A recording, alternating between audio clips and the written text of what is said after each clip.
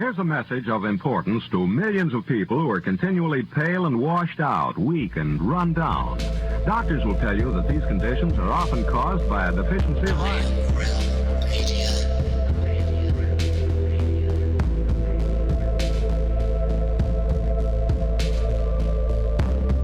The iron you need to keep you physically fit and mentally alert.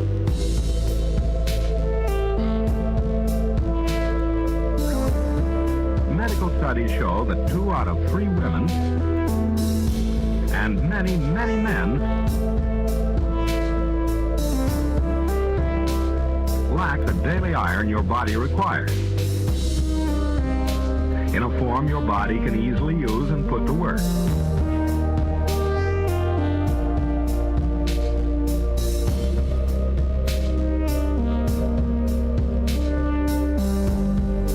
Every dose gives you more than your daily minimum iron requirement.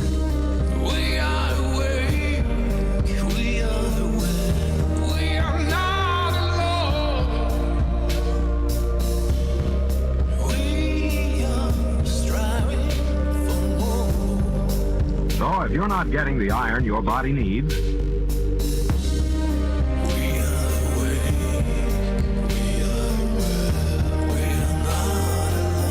if you feel weak, run down, and are easily upset,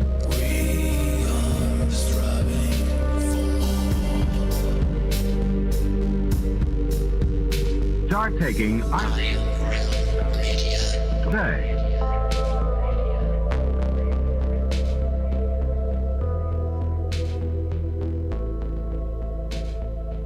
Well, TGIF. Happy Friday, everybody. Welcome back to another episode of Have No Sphere, right here on the Iron Realm Media YouTube channel. Oh, man, I gotta say, coming down off a huge show like we had last week, we had to stop and wonder, well, how in the hell are we going to top that? Well, we thought, what better way than to revisit the impossible moon phases, because we had one just this week. But I suppose the question still remains, are the moon phases truly impossible in a heliocentric model? So we've got a guest here today to help figure it out as best we can. But first, let's jump right in and say hello to the fellas. I'm going to start off with the Adam Meakin, because I've not had a chance to really sit down and say hi to you yet this week, Adam.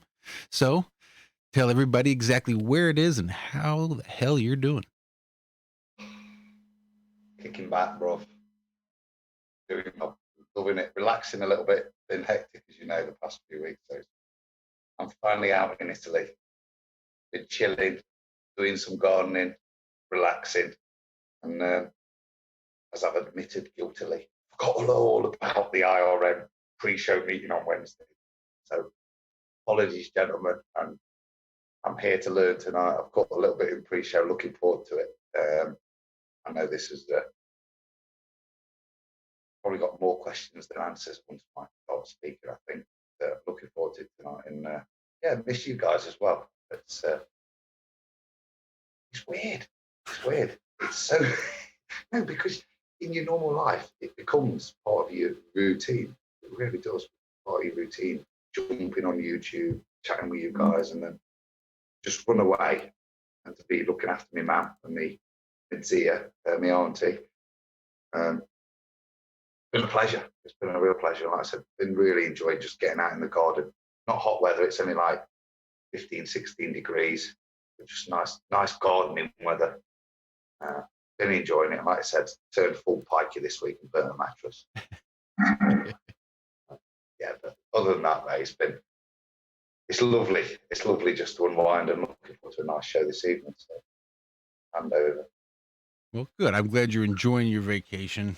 I really envy you being able to just head off to Italy. That's really awesome. There's one bit before we move on, actually. I have been doing a little bit of trying to keep up with. I want to give a shout out to Simon Dan. And total respect to him. Nothing to do with Flat Earth. I've seen it. Relax.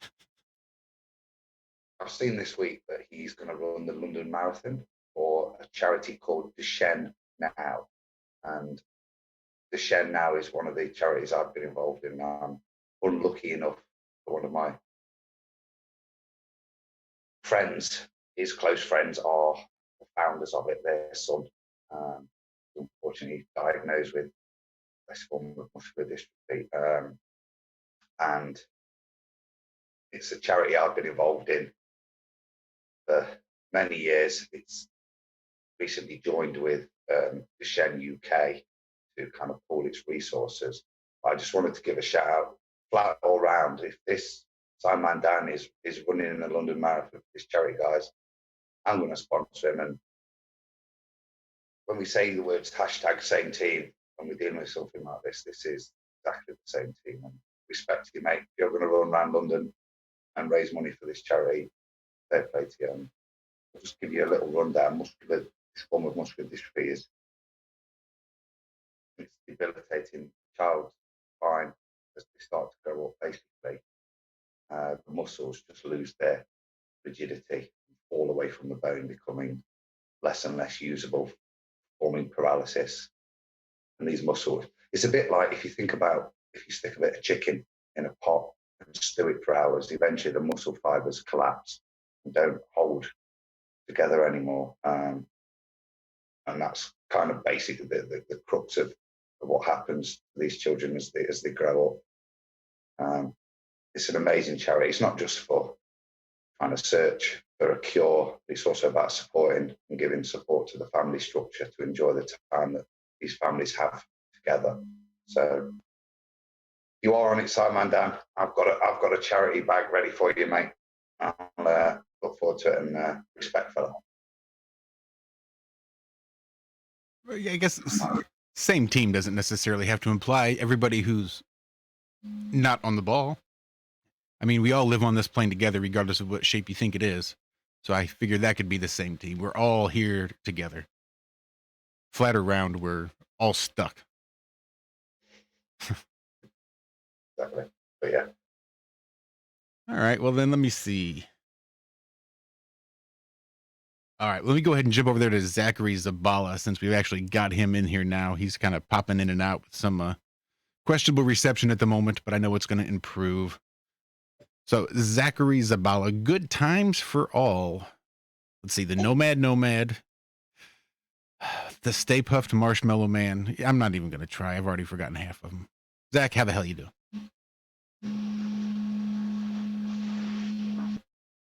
Well, he may still be in some questionable reception areas. Well, Zach joined us this morning over there on the Ironworks on Truth Frequency Radio. He joined myself and one Mr. Walter Johnson, Flat Earth Head there on YouTube. Walt, how are you doing? Well, if I can find the mute button, I'm doing really well, sir. I'm fine. I'm excited that we're here on a Friday. I hear lots of weird noises. I'm not sure what that is. Maybe Zach is having some trouble in the background.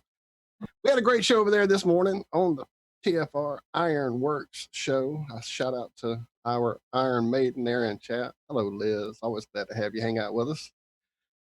Go check it out. The link is in the description as always. But do that later after this amazing show. We have got some stuff planned with Mr. Mike Cavanaugh that should hopefully clarify a few things after a bit of a. Well, we'll get to all that in a minute. No spoilers.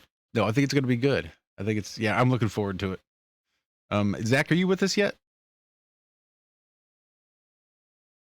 I'm just. Whilst you're there, Josh, there was one other slight bit of non-flat earth thing I've kept up with this week, and that's Nathan's wife Paula went for a cesarean today. I've seen him in chat, so I'm assuming he's free, and maybe there's another Oakley. So I can say that. Congratulations to the Oakleys. Everything's fine, and I look forward to seeing a picture at some point. Wow! Congratulations. That's awesome. Yeah, I'd be really looking forward to seeing some pictures. Congratulations. Real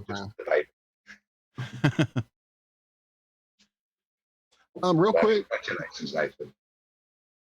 Before it gets too far up in this. It's tomorrow, guys. Apparently now. Sorry to keep putting it, but yeah, apparently tomorrow from the chat. So good luck tomorrow, then, Nathan. Definitely good luck. Flatsa, shout out in chat, uploaded a moon video to the Iron Realm Media Facebook page today for us. Shot it from Scotland yesterday. So there you go, John. Some more preponderance of evidence for us. Thanks, Flatsa. Everybody go check out Flatsa's channel when you get a chance. That is effing awesome. Why the Yes. hell I didn't get a notification saying somebody's uploaded something to the Facebook page is a bit beyond me. Unless you got it, Walter. I noticed you actually I posted. was in there today putting stuff from the show this morning. So, and then, with my day, and who knows, I may have seen it or not. I never see notifications anymore. They just kind of flow by in this big stream of, okay, that's what's going on. Too much to keep up with. Yeah, I know how that is. All right, we have last but never least in our hearts. There's one Mr. John Savage. Today's episode sort of stems from some of John's thought experiments that he's been having. So how are you doing this week, John? Had a close call here just a few minutes ago, didn't you? No, yeah, I'm having a good week. Very good. Yeah, it's been a pet subject of mine, the old impossible moon phases, and yeah, I've been lauding it around quite a lot on Twitter, and basically for 3 years ish, 3 years plus, I've been crying out for a 3D modeler to model it. I thought, that'll be the easiest thing to settle this once and for all. We'll get a 3D model of it, and I got no takers, all those ballers clambering over each other to prove us wrong. No takers whatsoever, and it's not as if I didn't put it out there. But I dropped in a chat room the other day, sort of the impossible moon phases that were coming up that had just gone, and just sort of put a feeler out and said, it'd be really nice if someone, because it was quite a high-powered chat room, if someone in here could, 3D model it. And Mike Cavanaugh stepped up and said, yeah, I can do that in 30 minutes. And I don't know, we let it slip for a couple of weeks, but we brought it back on again this week. And so he's made a model of it and scared the crap out of me earlier because he says he can see it. So I've had an interesting day. So we shall find out, won't we? We can't both be right, can you? We can't see it and not see it. So we shall find out. We'll put it to the model and find out what is going on with these moon phases. So yeah, looking forward to it. You're going to have another go at that Dutch accent I heard you just half-arsedly stop there. Yes, this is good. Glad someone picked up on that. No, I won't carry on with that because it's terrible. We'll leave it to the pros. That's, yeah, or the Dutch. That'd be good too.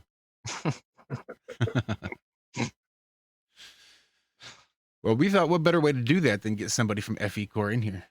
Let me just read this real quick, just so I don't F it up too bad. FECore is an organization of individuals dedicated to accuracy, discovery, and application in scientific research. FECore is unique among research groups because we are independent of outside control. As individuals performing research, we realized by forming this group and inviting you to participate, we can greatly expand the scientific body of knowledge. We believe there are many discoveries to be made which have enormous potential to benefit everyone on Earth. FECore International, check them out at fecore.org. President of FECore, one Mr. Mike Cavanaugh, joins us today. Mike, welcome to Have No Sphere and to the Iron Realm. Good evening, everybody. Nice to be on the show. It is an honor to have you on here, sir. I can't believe this is the first time. As many people as we've had from FECore on here, it's an honor to finally have the president himself. Well, I'm just a regular guy. Yeah, you're very welcome, Mike. Very welcome, mate. Why did you say we had to call you El Presidente then? Before? El Jefe. You notice he didn't let us kiss the ring, though. He just kept pulling it back. Yeah, I don't know what that was. Yeah, well, Adam posted the impossible moon phases in in the FECore chat, and with my astronomy background, I jumped on it as because I know from experience that the heliocentric model, prediction-wise, is pretty damn accurate. I would almost say ironclad. So I was taking you up on the challenge to see if those impossible moon phases were actually impossible, and we're going to demonstrate that tonight, I guess. Yeah, no, I was really chuffed that someone was interested enough to actually take it on and do it, and you've knocked it up in no time at all. And to be clear, what I said was it would be impossible, or it should be impossible on the heliocentric ball Earth model to be able to see a crescent moon at midnight or a gibbous moon at midday. Now, what ensues is will show how things get interpreted and how much difference this interpretation can mean. So that was the remit you had, Mike, wasn't it? So what did you do with that? Well, you mean the discussion about the noon positions? Yeah, that would be the conclusion. I mean, if you talk us through how you built your model, Well, or even show us. well, I can show you guys. That's probably the easiest way. And so, what software are you using here, Mike? Cinema 4D. Oh, okay. 3D animation software. Self-taught. Okay, so I've got an empty sheet here in front of me, and it's a new file. And the first thing that you always do is you set your project scale to, for me, it's metric, so I put it in kilometers. There's a frame rate and a given amount of time. Now, we want 365 days, and we can divide every second into frames. And if I do 24 frames per second, then each frame is 1 hour, and that's a little bit a big resolution. So we want 15 minutes resolution, for example. So we do 96 frames per second. And we have a huge timeline here. Because we're creating a heliocentric model, we set the clipping to custom, the biggest we can get, the smallest detail.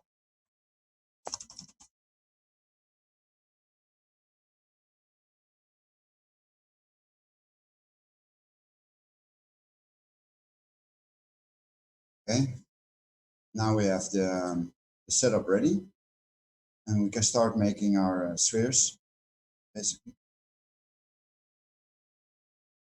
This will be the Earth, basically. That's probably the easiest way to start. Smooth sphere. If I render this with just there is an ambient light present now, because I've created no light itself. Let's call this Earth. Oops.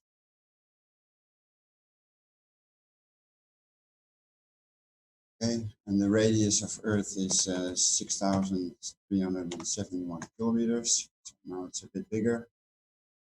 To zoom out. There it is. Okay, well then we create a sun. We create a light, and the light needs to be omnidirectional. Needs to throw shadows, of course. White light. The details, so we have to find out the diameter of the sun, of course, first. Diameter sun.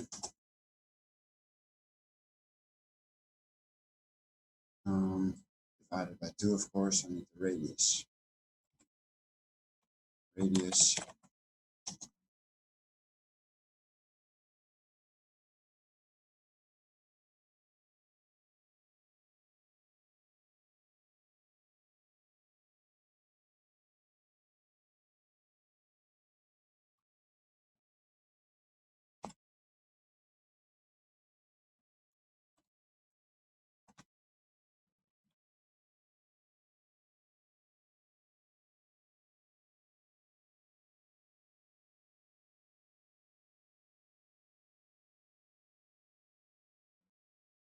Okay, that's the radius of the sun.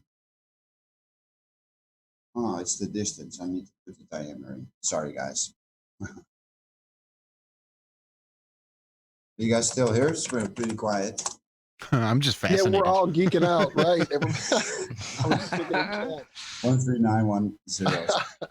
I'm just in awe. How long did it take you to learn this? Well, And I don't want to put you off as well, because I know how easy it is, how complicated this thing is. I didn't want to talk at you. We discussed this a bit on Wednesday. From Steve Torrance. Steve basically helped me set up the basics, how to create objects, how to create a light. And then, YouTube is basically your biggest source of information, because everything you need to know about Cinema 4D is probably somebody has already tried it and recorded that for you. And you should start a YouTube channel doing some tutorials, and you'll be banging millions of hits on that, I'll tell you. Probably, yeah. Absolutely. But basically, this stems from, or was reignited this week, when I was giddy with joy at staying up and photographing the crescent moon at exactly midnight.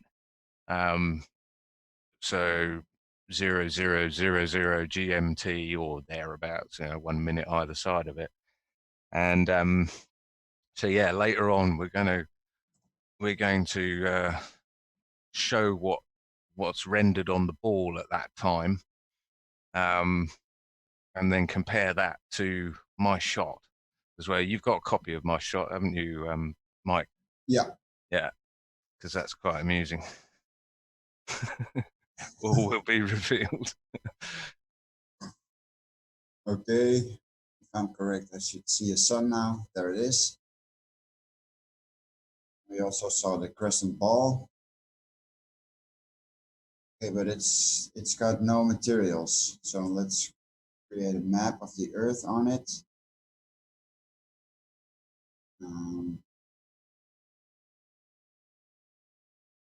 Next there. You know what's worse, John? Right? Is how long did we spend doing our little slides? I don't think penis envy is necessarily correct, but it's. Yeah, considering, well, hours and hours. I spent an entire day creating a picture of the sphere Earth from the top down. So it's, yeah, unbelievably difficult. Is this open source software, or is it? No. This is very expensive software. Okay, all right. And the machine you need to Clarify run it is expensive as well. that. Is that what I can hear whirring in the background? No, that's probably mine. So it's got a turbocharger on it or something. 3 fans. Yeah. Brilliant.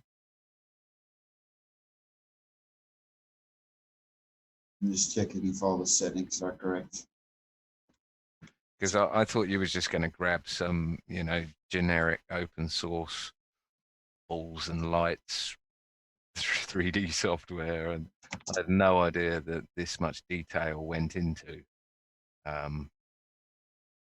just creating basically a 2-ball and a light model.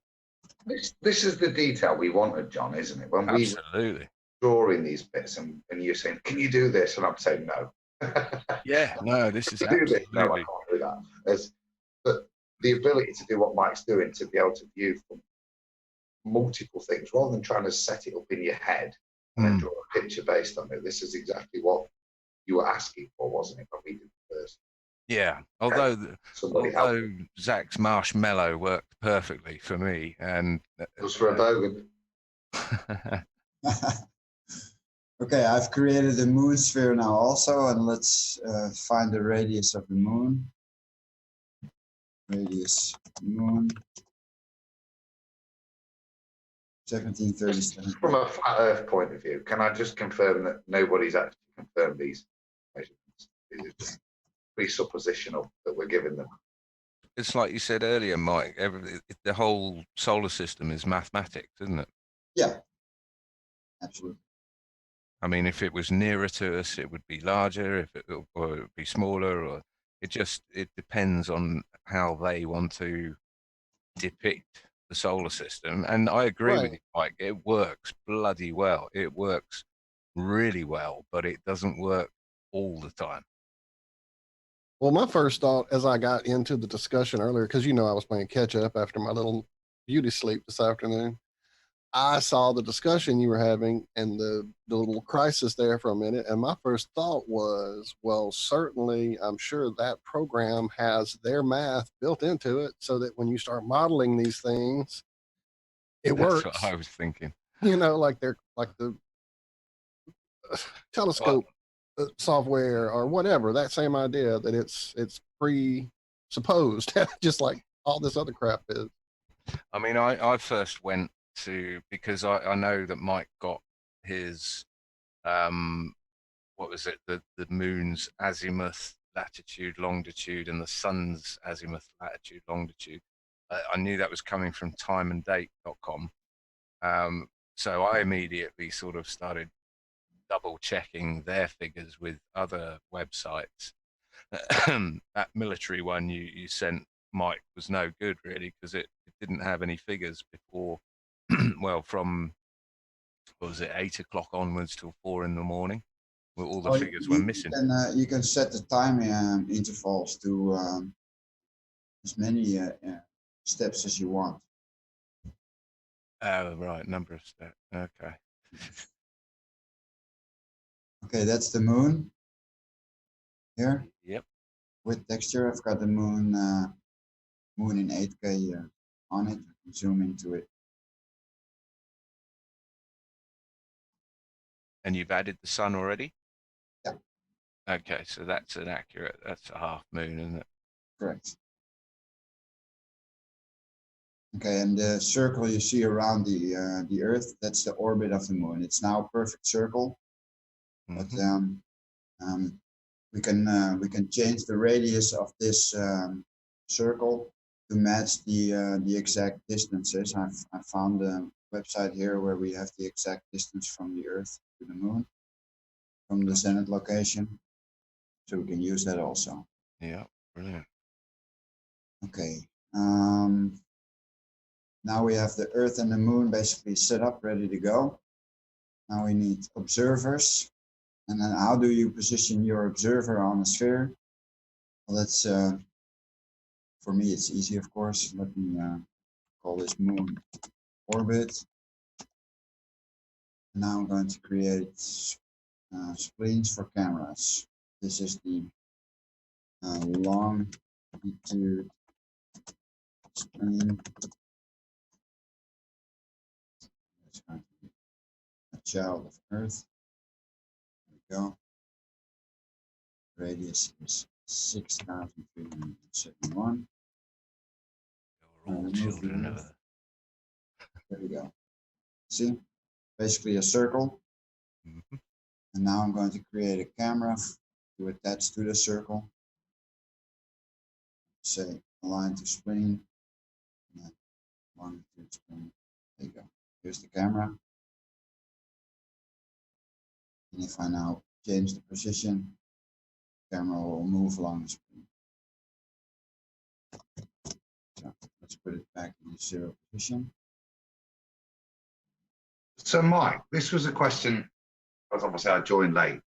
The placement of the camera, so that camera is just placed on a billiard ball. I know you put a picture of the Earth on there, but there's no topography in terms of blocking of the camera's image, but it is placed on the surface, I'm assuming at sea level. Yeah, the radius of this spleen where the camera is attached to is the exact same radius as the Earth. So the camera is at 0 meters elevation. Okay. Cool. And we've assumed there's no obstruction via the landscape. We've got a clear view, unimpeded. Well, if I render the camera view, let me just line the camera up so it's in the correct orientation. Like this, 90 degrees. And if I now go to this camera and I switch on the Earth, and you see here's my horizon. It looks a bit curved. Yeah, of course. Of course, it looks cursed. Well, it would. It's a ball. What if you're on the ball? Yeah. If I wait, if I render this, I'm not sure what I'll see. Nothing, because it's in the dark. Now Yeah. the moon is there. I guess I'm not sure what this is. That's the sun. Why didn't I see the sun then? Hmm. That's weird.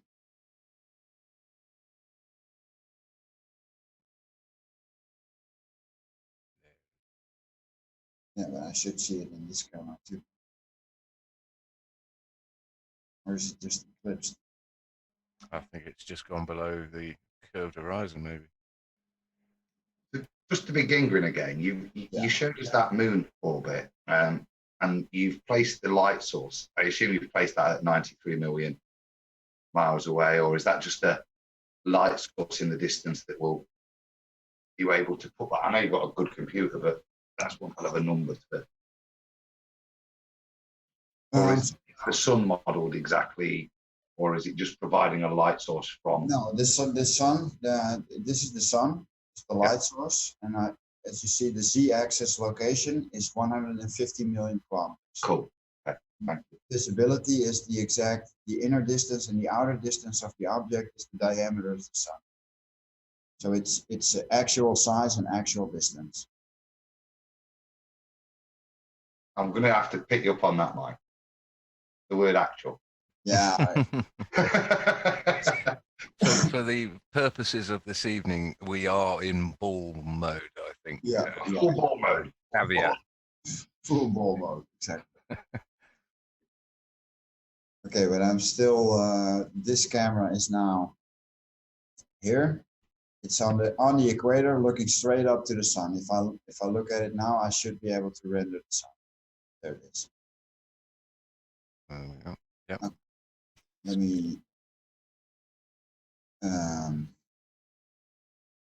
Sorcery, I tell you. This would be our observer, and our observer is also part of Earth. Now we're going to create a moon zenith camera, so we know where the moon is exactly straight up. So we create another circle spleen, and this zenith moon zenith spleen.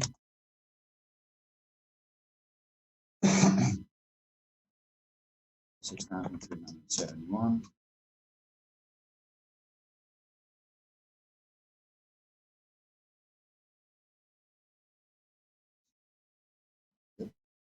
See, the thing is, Mike, I actually pass the time watching videos like this, or at least looking for videos to watch like this. That's what I was going to say, mate. This is like as working. This is exactly, to me, this is better than just producing it. Oh, it's already built. You can actually see how it's built. You can see the parameters. So whatever the outcome of this is, prior to the outcome, we're happy that the model is set up as the ball suggests. Yeah, absolutely. Whatever the outcome is, we shouldn't be arguing with the outcome afterwards. Well, we can debate about it, but essentially, it's how can you improve on what Mike's doing here? Where is it going wrong? Okay, now I've set up a moon zenith spleen. That's basically the same rotation circle around the Earth.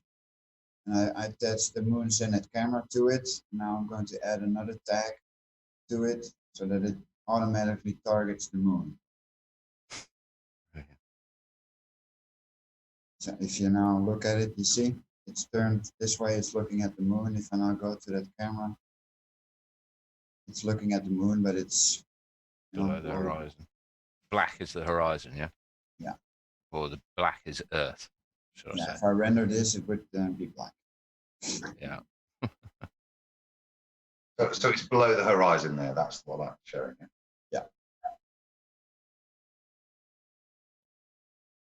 Okay.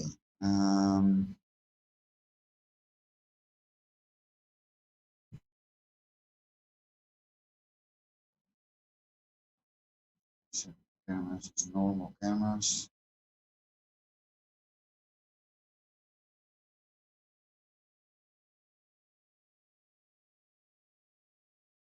So much other stuff we can do with this as well after we've played Okay, with now this. I'm going to create the celestial sphere. So we have a background of stars.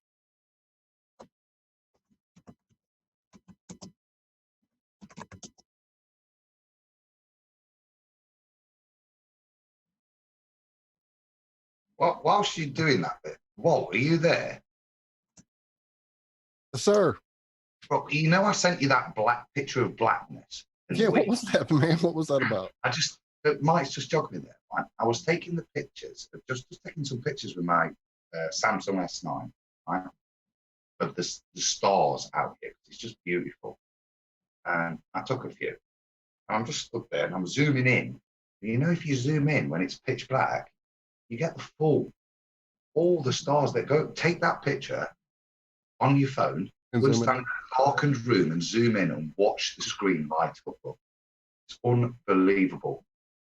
I thought when you sent me it's just a black screen, I thought, nah, I must have been tripping or get too drunk the night before when I took them and looked at them, blurry-eyed and that. But I've done it again, mate. I've gone in the loo, shut the door, lights off, and zoomed in, and the screen lights up, and it's just full, thousands and thousands of dots, just from a Samsung S9 camera phone, mate. Well, we'll definitely talk about that because I'm debating on getting that very model. But I know when I first got my decent cell phone, the S7 with a pretty good camera that enabled me to go in and adjust settings and ISO and things like that. I was in Oregon when I got it, and my brother and I were going out to shoot actual photos, moon pictures, stars with his really nice camera. He's got a really nice hydraulic tripod. It's really set up nice, but I was playing around with my phone and realized that if I set it for a way it would actually do a time picture, not a time lapse, but it would like expose for a long time. And so we're out in the middle of nowhere, no light pollution. I set it on the roof of the car and do one of those, and it's just like you're saying, you could see 1,000 million stars that the eye doesn't normally pick up. So yeah, definitely with a cell phone, a bazillion trillion miles away, but we got it with a cell phone. So you're putting the tilt on the Earth there, Michael? No, I've put the 5.15 degrees tilt away from the ecliptic of the sun for the moon orbit. Gotcha.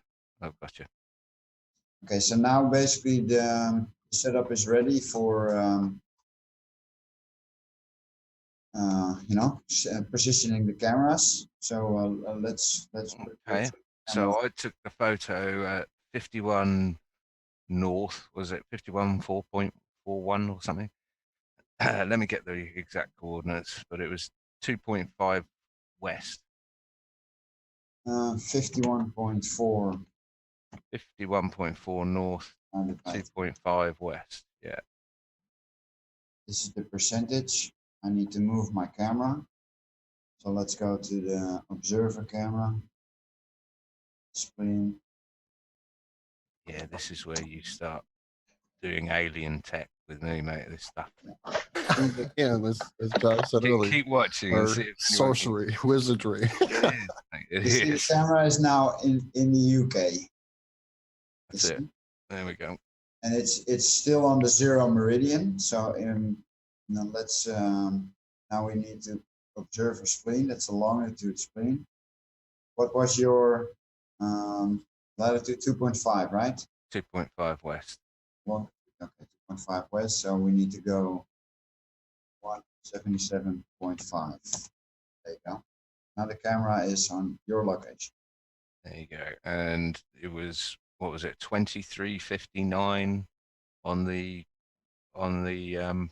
photo I took. You do know there's a Tomahawk missile heading to those coordinates now. I feel sorry for those people. I knew there'd be a savage discrepancy. I know. in I was it. about to say it's a stadium somewhere or a ball field, something. Okay, this was the actual date and time. It was the 11th of April at 000. That's right. And then the sun would be over here and the moon would be over here. But let's focus on the moon first, or let's focus on the sun first, so we get the Earth in the correct orientation. Well, I'll tell you what, just to be belt and braces about it, if you can bring that back to the 10th of April at 59:59, sorry, Before you move that, 23:59. Hold on, Adam. I'll just so we're just to Yeah, set it confirm up that we're going before back you in move the 1 bit. minute. all I was going to say, what I should set now before you move it, look at the illusion that map is giving you, that actually the sun there is still visible because it's placed on a flat plane. I know this is full model, but It just it's doesn't make any sense at all. The picture. It really doesn't make any sense at all to me. It's bizarre, but yeah, that's just confirmed that we're on the midnight on the 10th and 11th rather than midnight on the 11th. It won't change to 59, by the way.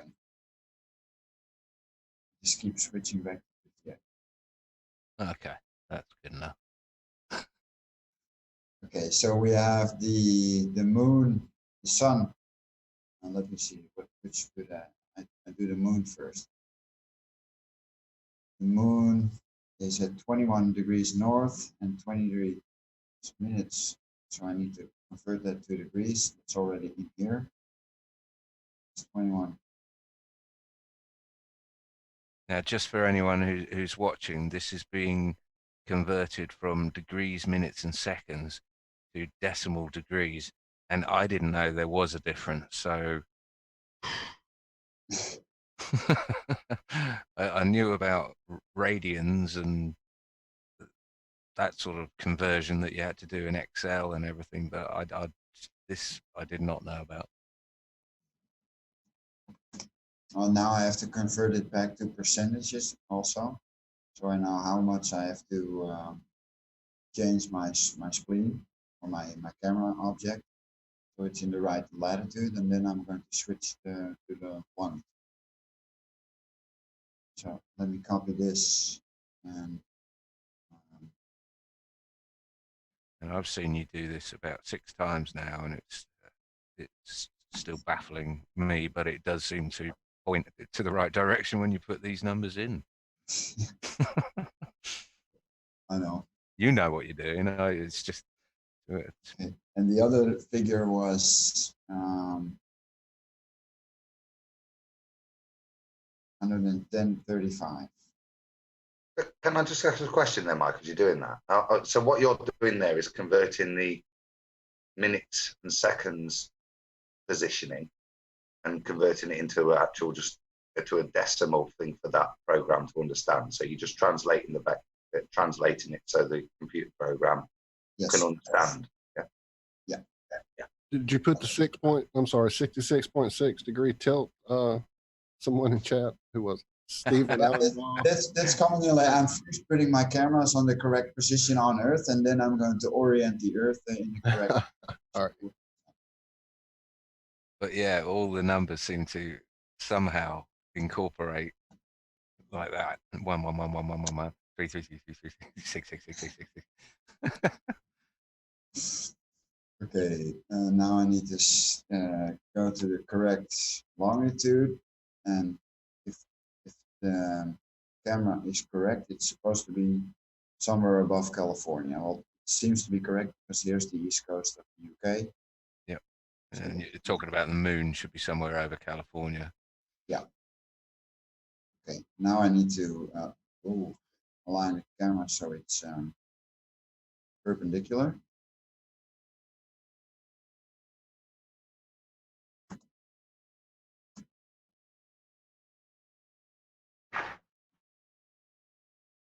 That's the moon's and count. So, Adam, do you reckon you could work out how this works and Oh, get a grip of it? Be our you CAD see man. this? I was about to warn Mike. I'm saying the thing is now, Mike, you're going to get calls at stupid o'clock. So John going, can you just model this? So what he's doing now is saying, Adam, can you do it? So I don't have to ring Mike, is what he's saying. Isn't it? I think I Pretty could much. figure the computer out, mate, but I think Mike's computer, looking at the way it's rendering stuff, the speed it's working, would be pretty damn fast. What have you got there, Mike? I've got a dual Xeon with 32 gigabytes of RAM, SSD in RAID 0, so they're striped. They're really fast. No. SSD makes all the difference, but that 32 mega RAM will certainly do it as well. That's our next mission, Savage. We're going to build the next IRM machine. Sweet. Oh, give me a budget and I'll do it. Well, Actually, I've been on John's time, man. I've been on the auctions. I've already bought the super cooled water cooler for it. I got that for 20 quid. So we'll spend some proper money on this sort of stuff, because if this Under is the what we bonnet. do, mate, we do need this kind of processing power. It would be nice, wouldn't it? Well, mine would be sat for a week waiting for it, wouldn't it? It is quite amazing how quick it's rendering stuff. Yeah. And I think mine have cucked it. And mine's not an old computer either, but I've found my amazing laptop I thought I had can't really render video to YouTube. Pardon me for just 1 second. I hate to interrupt everybody. I thought it was just me. Y'all are all very low to me in my headset.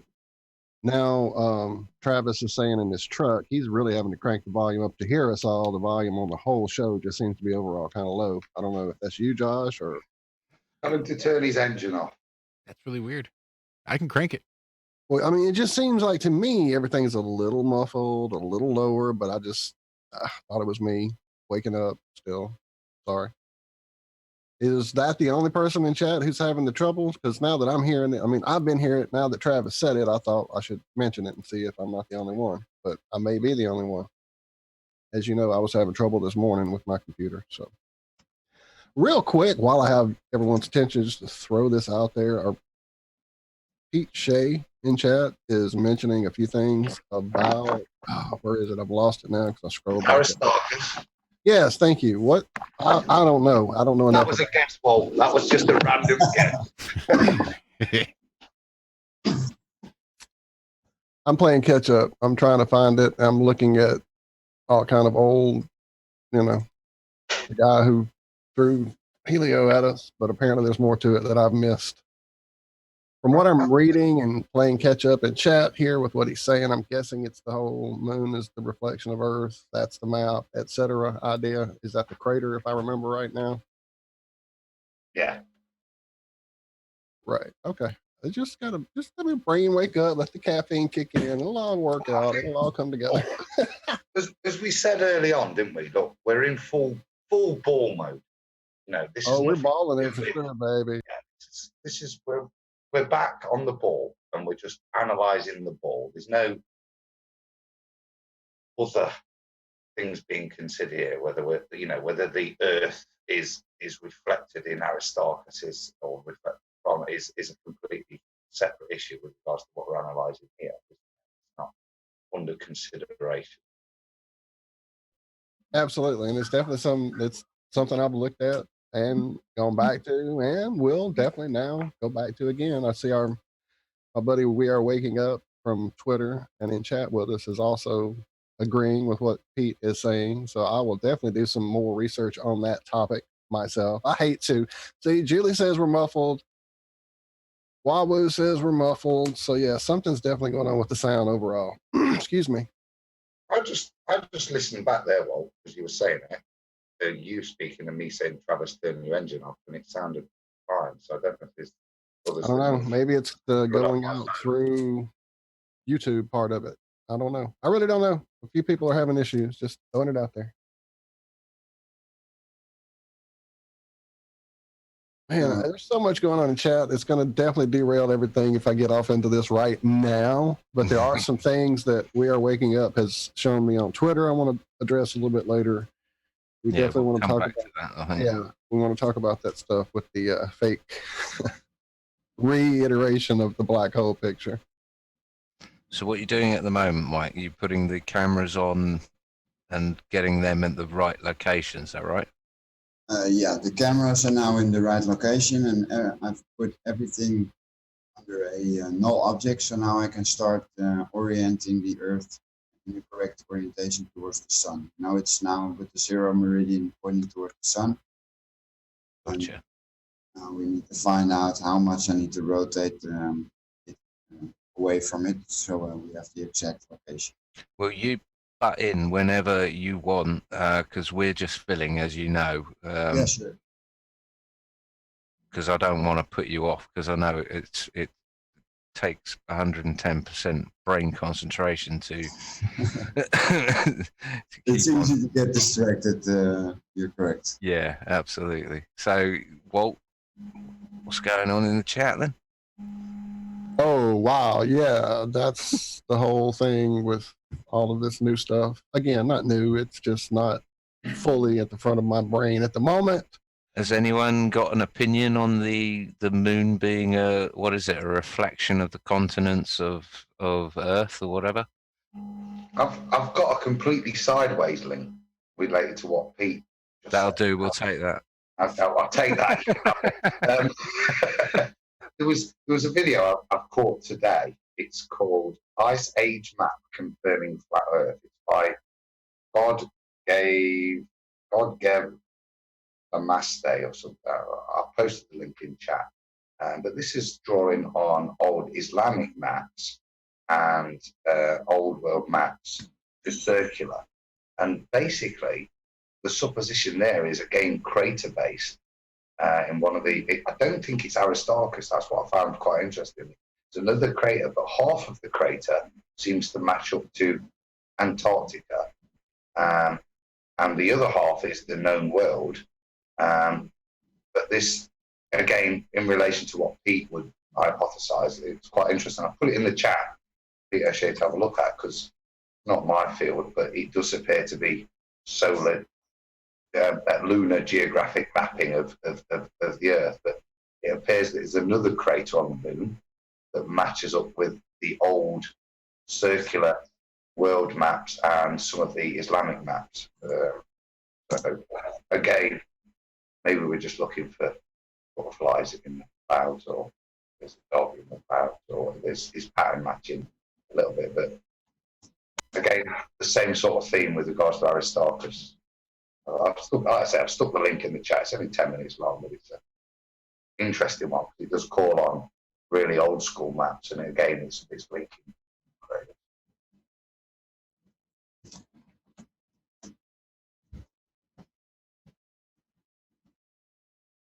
Yeah, I've got. I haven't looked into it enough at this point, and probably the reason is that what I have been shown has been slightly unconvincing or slightly reaching. I don't know, but it could be like flat Earth. There could be tons more research and info out there, observations and stuff that I'm unaware of. But like you say, it's not on my horizon at the moment. Well, right. That's like with what I looked at probably, what was it, a year and a half, 2 years ago with Jones and Edge, maybe even closer to 3 years at this point. And then looked at it again briefly when someone else brought it up on the show one time. But and the trees on flat Earth thing is and the whole, especially after the modeling that Norbs did, that took me back to some of that tree modeling and tree idea. And I mean, this whole thing has been a continual evolution, a continual search, continual trying to piece this all together. We have, from the one end, folks going back, looking at the old maps, looking at the old pictures, looking at the old history. And then we have folks right here doing it live on the air, making the tech side of it all and showing and modeling. So, I mean, this thing is not in any way almost figured out, but we're definitely throwing things to the side. And that's part of it, is dismissing things that aren't working. you know. So Well, I was going to say there, Walt, this isn't what Mike's doing, isn't supposition, like I just outlined with regards to that man. Respectfully, what Pete is convinced of what Aristarchus is, but it's suppositional. This isn't anything to do with that. This is 3D modeling of the heliocentric model, just setting that up in a computer program outside of any other considerations, just with our ball heads on, being complete ballers, looking at our model if we were ballers and analyzing our model. That's what this is about. This is not flat earth supposition. This is just straightforward analysis of what we're told based on the best bits of kit that can model their model. And Mike, you're really impressive. It's wicked. yeah, I'll keep you regular. true wizardry. Mesmerizing. Well, I'm almost done. My sun is a little bit too bright. Turn the sun down, Mike. We can all do that. Let me just check. I've got the other one. Yeah. Well, this is sort of as close as real world scientific base that we can get, isn't it? You know, when they say you can't stop the Earth, see if it's spinning. Well, we can on this one, and you can't, you know, turning up the sun and moving it around, and it's about as close as we can get. Really quick, we've said this before. Always, if you like a channel, if you like information, if you like what somebody's doing, sub, share it, definitely like it, etc. But here's the rub. I went back recently and had to resub to people like, I don't know, John Savage, Adam Meekin. Really? Yeah, all of you guys were unsubbed for me. All of you. My whole, and I mean, you were on my front page. Like, everybody that's in Iron Room Media was on my front page of my channel as go check them out too. And I noticed when I went over there one day, I was like, wait, what? Subscribe? It should be subscribed. And I looked the whole list, every one of you unsubscribed. So yeah, because Cammie was just saying she knew she was subscribed to Travis's Plain Truth channel, and she checked and she was unsubbed. They do it. Period. And call it a freaking algorithm, call it a dickhead on the keyboard with nothing else to do, whatever. Always go back. If you realize you haven't been seeing videos from one of your favorite people lately, go check. You might be unsubbed. That is a good point. I don't think there's out sinister there. Doesn't YouTube, if you've not gone to a channel, mind you, I've got shitloads of channels. Here we go. You people with your, no, I'm kidding. Apologist. Always got an excuse for YouTube, don't you? Justify. They're fucking evil fucks. End of story. Well, they said as much in front of Congress. Thank you. We're going to stop people talking about flat Earth with any, you know, we're going to guide them in another direction. I mean, they've said it. Love it. They can do whatever the hell they want. It's not going to change anything.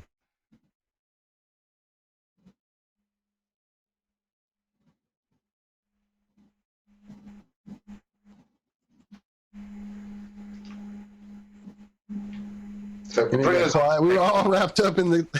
I was playing catch up in the chat. Y'all are watching the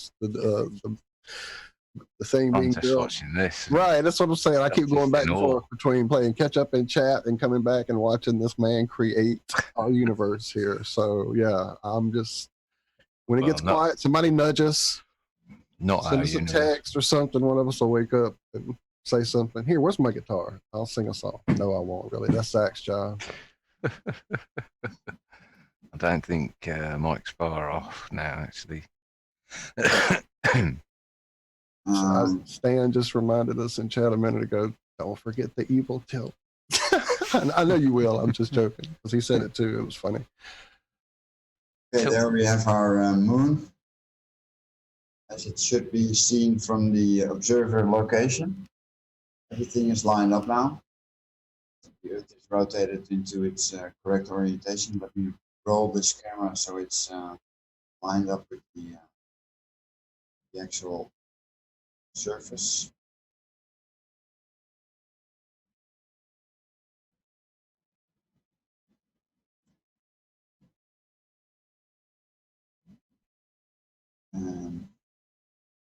Changed to the telly. So you can compare that to your image, John. I got it in the Skype chat here. While you're doing this, sorry, I'm just seeing some questions in chat, people who may be a bit late to the show, just so you understand what's going on. We do have a guest on the show. He is actually doing a live creation of a 3D model of solar midnight and possible moon phases. It is Mike Cavanaugh, president of FECore. So Right, and this is what I took at midnight, or what I class as midnight, 23:59, on the 10th of April, a couple of days ago. So this is essentially what you've plugged in. Where's the camera that you're looking at this from now, Mike? From the exact location as you gave me, where you were at when you took your picture. Right, and this is why I've been hyperventilating all day.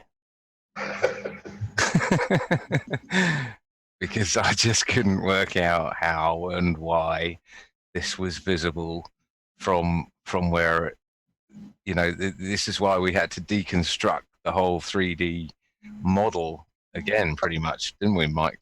Set the parameters now, John, what we're looking at, please, just so we've got the date, the time, and what. So we've got, well, Mike's probably the best person to say that. Yeah. How did you put the date and the time and all of that? How did you get the position of that? Okay, well, let me explain that from the beginning. Because the Earth, you see, it's tilted, rotated, on almost all axes, so it's in the right orientation towards the sun. But how I did that is I put everything on the same ecliptic plane. So the North Pole, the geographic North Pole, is pointing straight up, and the equator is on this vertical horizontal line, so to speak. And then I created those spleens with the radius of the Earth around the sphere here, and then I have a camera attached to that spleen, which I can move by a specific amount of percentages. Here's the position in percentages. Each percent, if I go 100%, I will make a 360 degrees rotation around that circle. So what I do is 1% is then 3.6 degrees. And if you're at the 51st latitude, for example, I divide 51 by 3.6, and that's the amount of percentages that I need to move my camera so it's on the correct latitude as opposed to the equator. What I then do is that spleen is basically covering the 0 meridian line all the way to the South Pole, and then it's the 180 degree on the other side. And if I need to go to a specific longitude, I just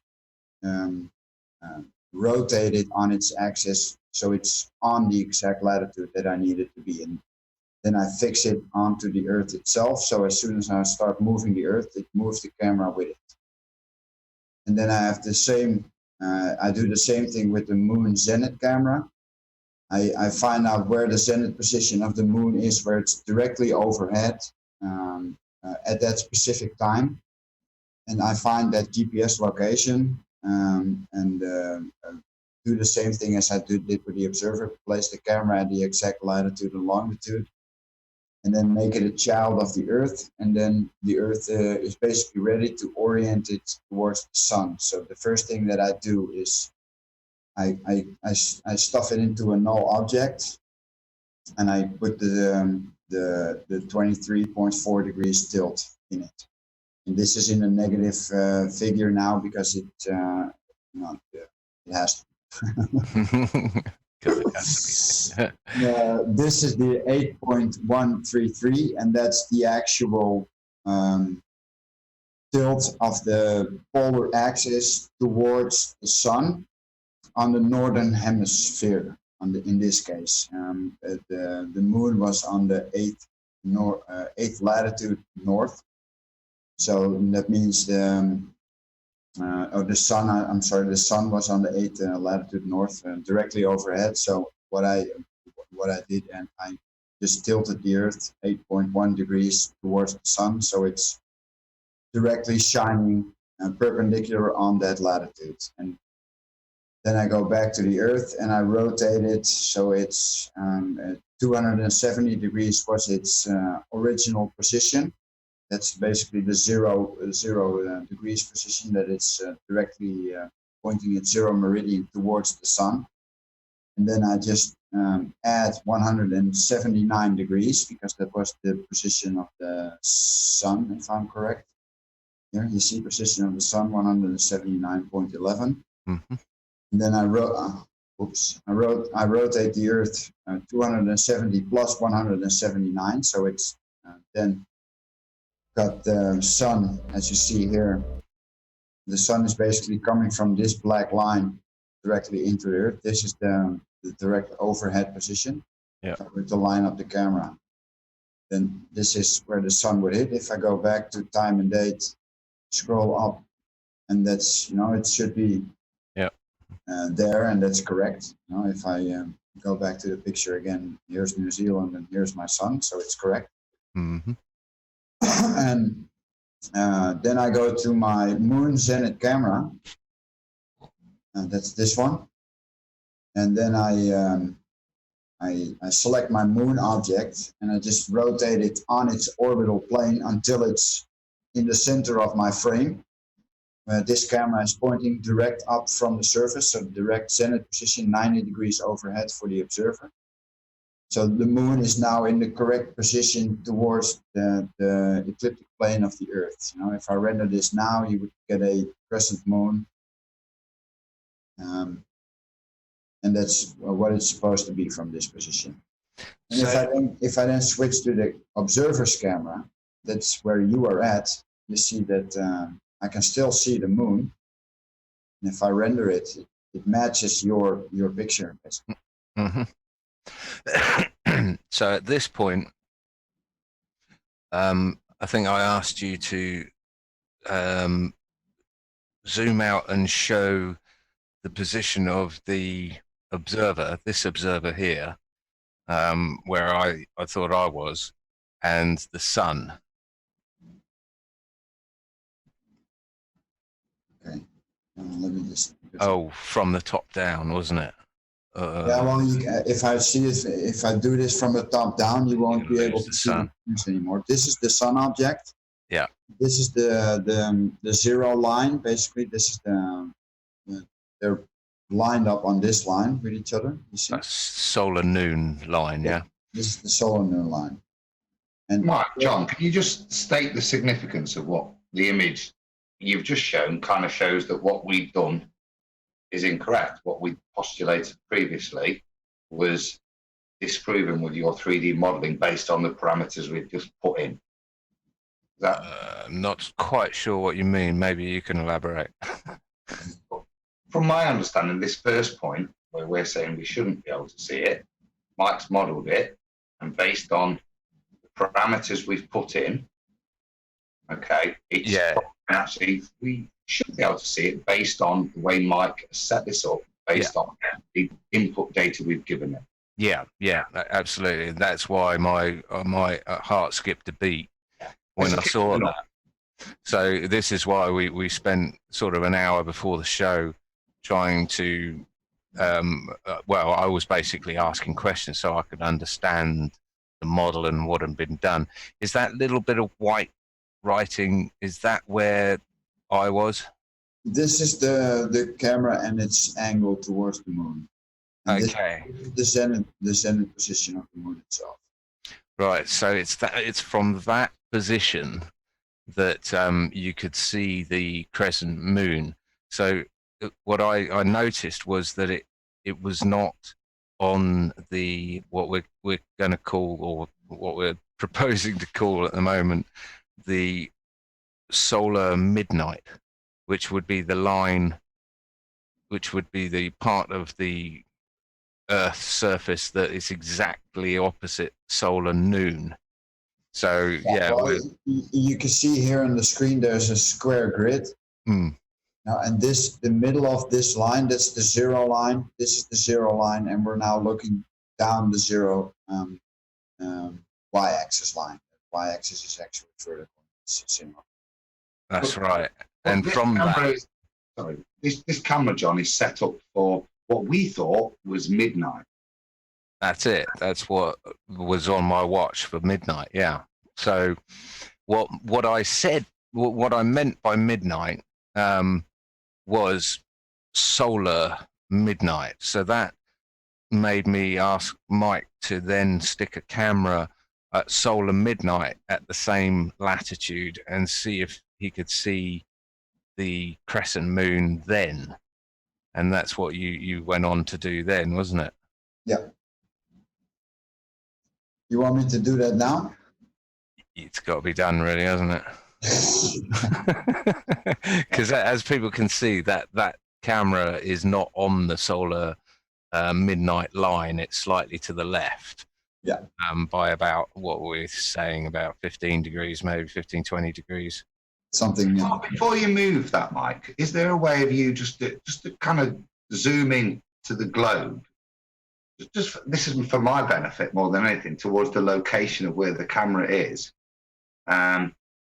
Or maybe even do it from a top view, because part of the two-dimensional opposition we had when we were trying to build it with a 2D image after we visualized it in our heads, and even that picture you've got there at this time is testing our previous hypothesis a little bit with regards to what's visually observable. Yeah, I agree. I think this that helps. That helps no end. Well, this is a good orientation for you to visualize where you're actually at midnight. You know, you're not on this line. 0, 0, 0 does not mean that you're exactly opposite from the sun. Yeah. So although your wristwatch might say midnight, and even taking into account daylight savings and that sort of thing, it doesn't necessarily mean that you're 180 degrees away from the sun. No, as we're showing here. Your solar noon time is, I think mine is 12:34 or something, you know, and maybe even later, maybe 1 o'clock. Yeah, I don't know mine.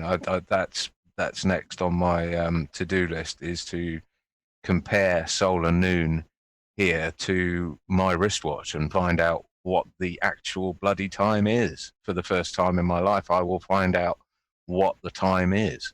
But carrying on. That actually occurred to me as an argument that we might have. So that's why I had hoped to be able to shoot well past midnight here in my area, because, you know, you'd said shoot from 11 till like 1. And what I planned on doing was shooting all the way till horizon, because I knew that technically the clock saying midnight did not mean that we returned 180 away from the sun. In fact, here I think sunset was almost like 8 o'clock, so it would have been at least another 3 hours that I would have needed. But I got socked in with clouds, and I couldn't go any further than about my actual midnight, like I showed you. Right, I've got you. And I did exactly that last night, and I've got photos still of the moon at 1:24, I think it was, in the morning. Right. And 11 o'clock beforehand. Actually, I think it was 10:30 right the way through till 1:30. So you've done your hour either side safety photos, John. That's what I was going to ask. Have you done it at 11? I've done an hour and a half either side, yeah. Well, I started at 11 here and got all the way till right at midnight before the clouds got too much to photograph. Now, I stood out there afterward, and every now and again, a spot of open cloud would go by, and I could still see the crescent until at least 1:30 or so. And then it just got full clouds, and there were no more spots. Well, I was really lucky. I mean, normally when I try and view this, I run across to the park. And, you know, all the neighbors are looking at me thinking I'm a weirdo if any of them are looking out at midnight and I'm taking photos of the moon. But what I didn't realize was very often I'm not in my shed. So I was looking, I came out of my shed, and from my shed door, there it was. I could see it at 12 o'clock midnight and all the way through to 1:30 in the morning. And yeah, it was just straight from my shed, which I never would have seen from my other locations where I usually try and look for it. It was very strange. But yeah, so what we did was, instead of taking my time as what I thought was midnight, what we actually did was go on the sun and position the third camera. One's looking at the moon and one's the observer from where I thought I was, and then we put a third camera on there exactly 180 degrees to the sun. So it was solar midnight. That's all we're calling it. It's all I can think of calling it, or someone labeled it, as we've got solar noon. Of course, the only thing we can use to judge time is the sun, because that's the constant that we have available to us. So you would have to know your solar midnight, you would have to know your solar noon, and then add 12 hours to that time, whatever's on your clock. I'm not explaining this very well at all, am I?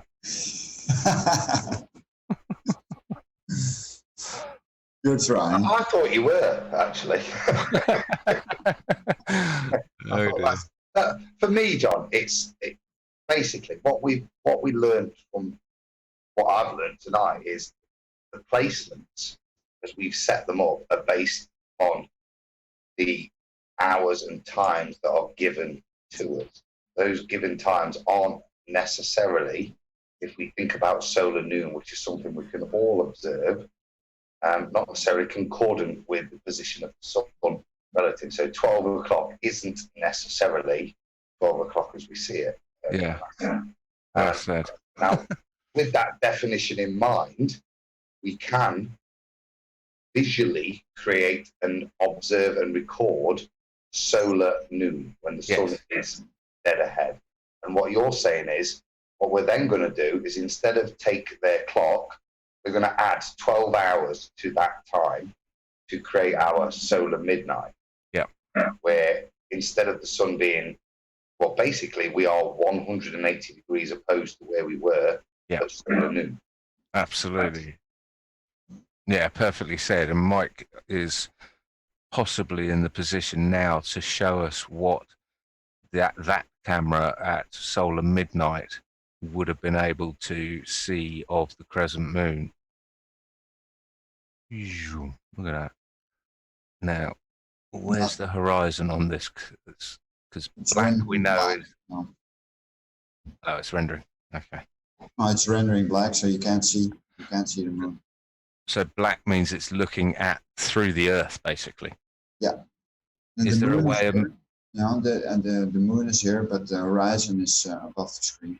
Is there a way of coming out in elevation so that we can, or spinning the Earth? And no, if we keep it in the same place. I can spin the Earth. That's no problem.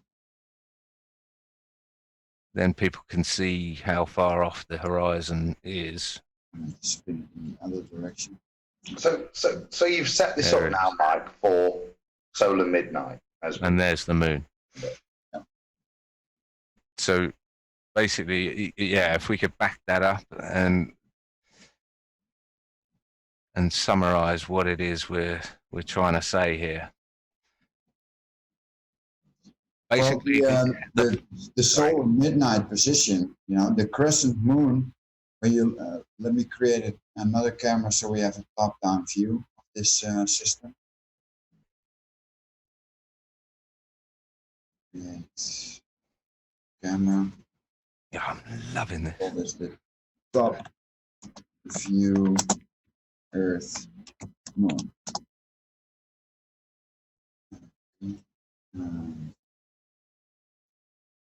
0, 0, 0. 0, 0.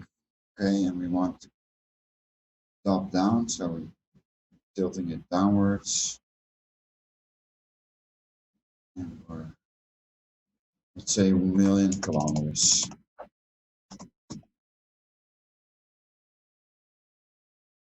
There you go. Cool.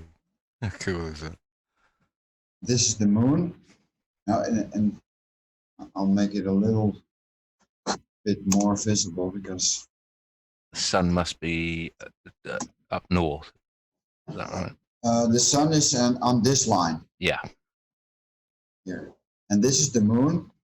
So basically, if you are on this longitude directly opposite from the sun, you could never see a crescent moon ever. The geometry would not allow that because you're looking through the sun, through the earth. That's it. That's it. So in summary, the photo I took last night, the time was wrong. However, what I need to do now, and what I'll be appealing for, is people taking pictures of the crescent, because we might be able to have a look later on as to whether as to what time it was when I did actually take the photo, and how long I have to wait until, is it 2:30 in the morning, or is it 11 o'clock at night, or whatever.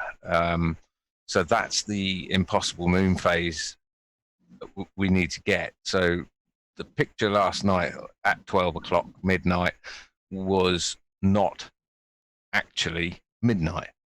So on that front, I'm a little bit disappointed, but on the same front, this modeling is awesome, and you should never see a crescent moon at solar midnight. So that's what we need to look out for. So how about the gibbous moon there at solar noon? I think that would be an entire, I don't know, Mike, I don't want to talk to you. Is that something that's demonstrable? Yeah, sure. We can line it up as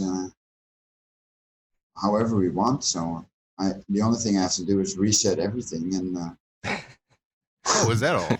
all over. Damn, Josh. I warned you, Mike. Curious. I warned you. Slave master. No, I wasn't that curious. A quick smoke break first, so you guys can chat among each other, and Well, Yeah, absolutely, mate. Yeah, you take a break. I'll be right back. Not a problem. Well, I think this is awesome. I really do. Karen B had a request in chat that was better than the gibbous moon at solar noon. She wanted to see the Selenion. Yes. Thanks. The Celine Neon. Celine Dion. Celine Dion eclipse. That's right. I know that this moon will go on. Well, that is an interesting one, isn't it? Yeah, because that is the moon and the sun visible above the horizon, and the moon is being eclipsed by the shadow of the earth. So, yeah, I mean, that is a brilliant one to try out in this. I can't see how it's possible in the slightest, but any thoughts on that? Well, I think if he's going to have to reset stuff, that he should reset for that as opposed to the gibbous moon at solar noon. It's tricky to do that because I can only create hard traced shadows. So Gotcha. I cannot create a selenium because it's impossible to do with 3D software. That's And I quite think that's telling. probably the point, yeah. Quite But- telling. To be fair, they have to add into the soup the refraction and diffraction and the atmospheric gunk and all the other things that are obviously needed in order to make this impossible Right. phenomenon that we see, that was denied up until very recently as conspiracy theory, despite being registered, 50 times with the Royal Observatory? Exactly. You remember last week we saw Chris's footage of the sun rotating backwards and then going forward and then rotating backwards. And Wagon then wheeling. apparently, Ace McLeod in chat says that Rich, Mr. Thrive and Survive, has footage, I guess, of something called the lunar jump, which is the moon stop rotating and go backwards. So I haven't seen it yet, but it's just an interesting connection to what we were showing and talking about last week. Sorry, describe that again. The moon. The moon apparently stopping its rotation, you know, the wheeling across the sky that you yourself have captured, and then it goes backwards. Very similar, I'm thinking, from the description to what Chris showed us the sun doing. Yeah. Oh, wait, H just said Chris is the person who told him the sun and the moon can spin weirdly 2 years ago. So there you go. So Chris has been on top of this for sure. Man, last week, if you missed it, between Chris and Crow and the footage and the extra guests we had show up at the end of everything, man, it was quite a show. And now we're adding, again, preponderance of evidence, a la one of our guests last week. Shout out to Bobo. Can I get some clarity again, guys? Please, clarity. My head's bending a bit here. So just, like I said, okay, so John's taken the pictures and he's taken them with an hour and a half either side of what we're considering midnight. We've learnt by placing all the data into this 3D model that midnight clearly is not midnight. And that was our error in terms of believing the clocks with regards to the position of the Earth position. But what we've then shown is, whilst actually on that model, at the midnight that isn't midnight, it would be visible. But if we do go to what we've just defined as solar midnight, the image isn't visible. And that image would have corresponded to, say, an hour or so later, so 1:30ish. In real terms, when John's running across the field in the park again. But he's still captured that image of the moon. And then when Mike's shown us on 3D model, all we've seen is the black screen because the ball's in the way. Is that correct summary? Yeah, I'd say so. I'm just going to post the picture I took at 1:24. When it was still above the horizon. You got to understand, I don't live on an island, 1 foot above sea level. I actually live in quite a valley.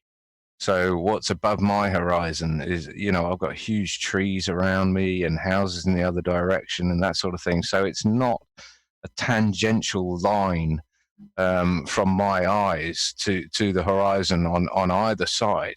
So it's more of a cone up into the sky, so that things that have set for me, I could send a drone up, 1,000 meters or whatever, and it would still be able to see them. So for me to take this from my shed at 1:24, whatever time that actually is that the sort of thing you're saying, Adam? Is that because I'd taken it an hour and a half beforehand all the way through to an hour and a half afterwards, that it's sort of showing that we would have fallen into that 180-degree solar midnight zone? From the basic, you've added a second point there from what I'm saying there, which is when Mike showed, and when we first started the modelling, I said, is this a billiard ball? I.e., the camera is assumed to be on a billiard ball, not on a geographic ball Earth, with topography blocking the view, which would reduce the possibilities. And as you say, from where I know, there's hills around you, there's going to be landscape, which would, in effect, take your ability to view things on the horizon and remove them because of geographical obstructions in the distance that don't need to be that big, that would reduce the view you have with regards to your horizon, which isn't necessarily, if we were looking across a billiard ball or across the sea, it would be flat. That standard horizon is actually impeded and raised. So the mitigation that we're giving for the ball model isn't isn't even considered in this, and actually therefore makes it a little bit worse for the ball model, because we can see it, and it's not taken into account geography where you live. Yeah, no, I agree. It works in the favour of against the ball, as it were. But I'll just bung that photo in chat, Mike. Since you're sharing, do you want to just click it open on your screen in the Zoom chat? And this was about, I would say, between 5 and 10, maybe 5 and 15 degrees above the horizon at 1:30, whatever time that actually is. That's what I need to find out. I'd like to see if this is if the photos I took last night are, once I work out what solar noon is, then I'll be able to convert these times into solar midnight times and see if we actually caught something. Do you want me to check if this was is a possibility? Oh yeah, absolutely. If you can. I was actually trying to find my mute button to say, can we put the times of our pictures in there and see if they work? There you go. We can, but the trouble is, as you saw, when I was taking it at 0000 or whatever, what I thought was midnight, when that actually transposes onto the 3D model, it's not what we think is midnight. So, but yeah, right. It's clock midnight, not physical midnight. Yeah, exactly. Right. And I'm sure that's going to be pretty much the same with mine. As I said, I could still see it till about an hour and a half after midnight, but not clear enough to get photos of it with the cloud cover I had. Yeah, clouds kill it.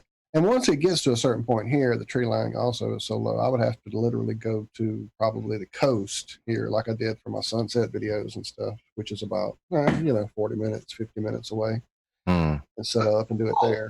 That's mitigation we would give the ball model. But what Mike's just shown in that previous one, where he dragged it to solar midnight, was we were looking through the ball. Now, unless you're able to lower the Earth, there is no way, because this is basic 3D observation. So all we're looking at is, forget the Earth, you're just looking at, is it visible, is it possible to view? And the 3D modeling is saying no, as Mike just showed there. When you pull that back, it's not visible at that time because the Earth is blocking your view. So unless suddenly from John's house, the Earth fell away at an even greater rate, exposing that part of the solar system, there is no way, if it is a ball, that you can get that line of sight. Is that correct, Mike? I'm sorry, I wasn't listening. I'm punching in the numbers, so I'm... You don't talk to the pilot. What I'm saying is, we can mitigate all day long for, look, there's a tree line, so it'll reduce the ability to see. But actually, in this case, John has seen it. Therefore, the tree line is irrelevant. We know it's not lowering the horizon lower than it's geometrically possible. So the only thing it can do is impede the vision. And we have seen it. Now, on your model that you've done there, it isn't seeable because it isn't trees that's blocking it, because there's no trees on your model. That ball is smooth.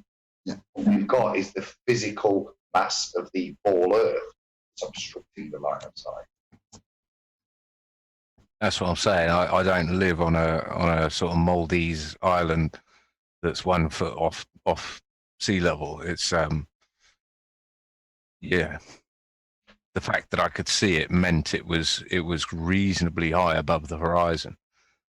And I measured it today, and it was, well, I measured it, I say, with a plastic protractor and a plumb bob, and I would say it was between 5 and 15 degrees. I would have to get some sort of app and work out how to use it if I was to get more technical than that. But it was certainly above the horizon, so that's in contradiction if this shows at 1:30 or 1:24 my position I'm so interested now to see if that's the wrong side of 180 or beyond 180 or on 180 maybe. I don't know, but it's like playing bingo, this.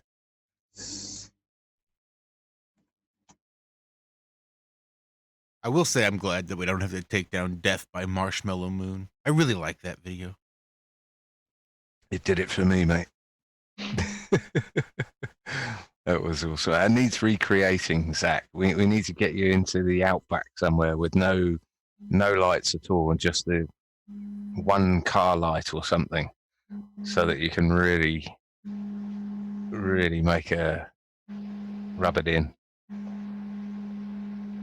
I don't even know if Zach can hear us or he's.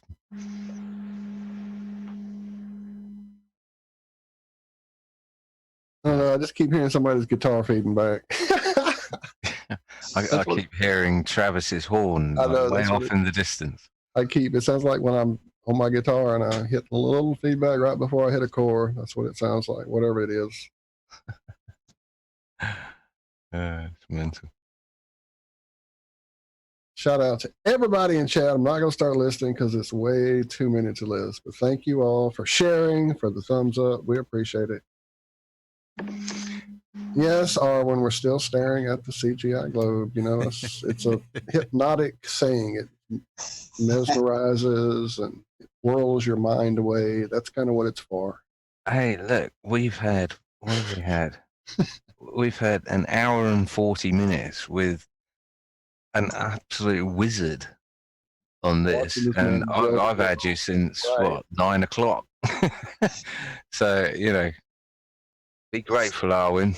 This is like $1,000 an hour stuff. Right, we could be here like the classic 6 days, but no, we're doing it in less than an hour and a half.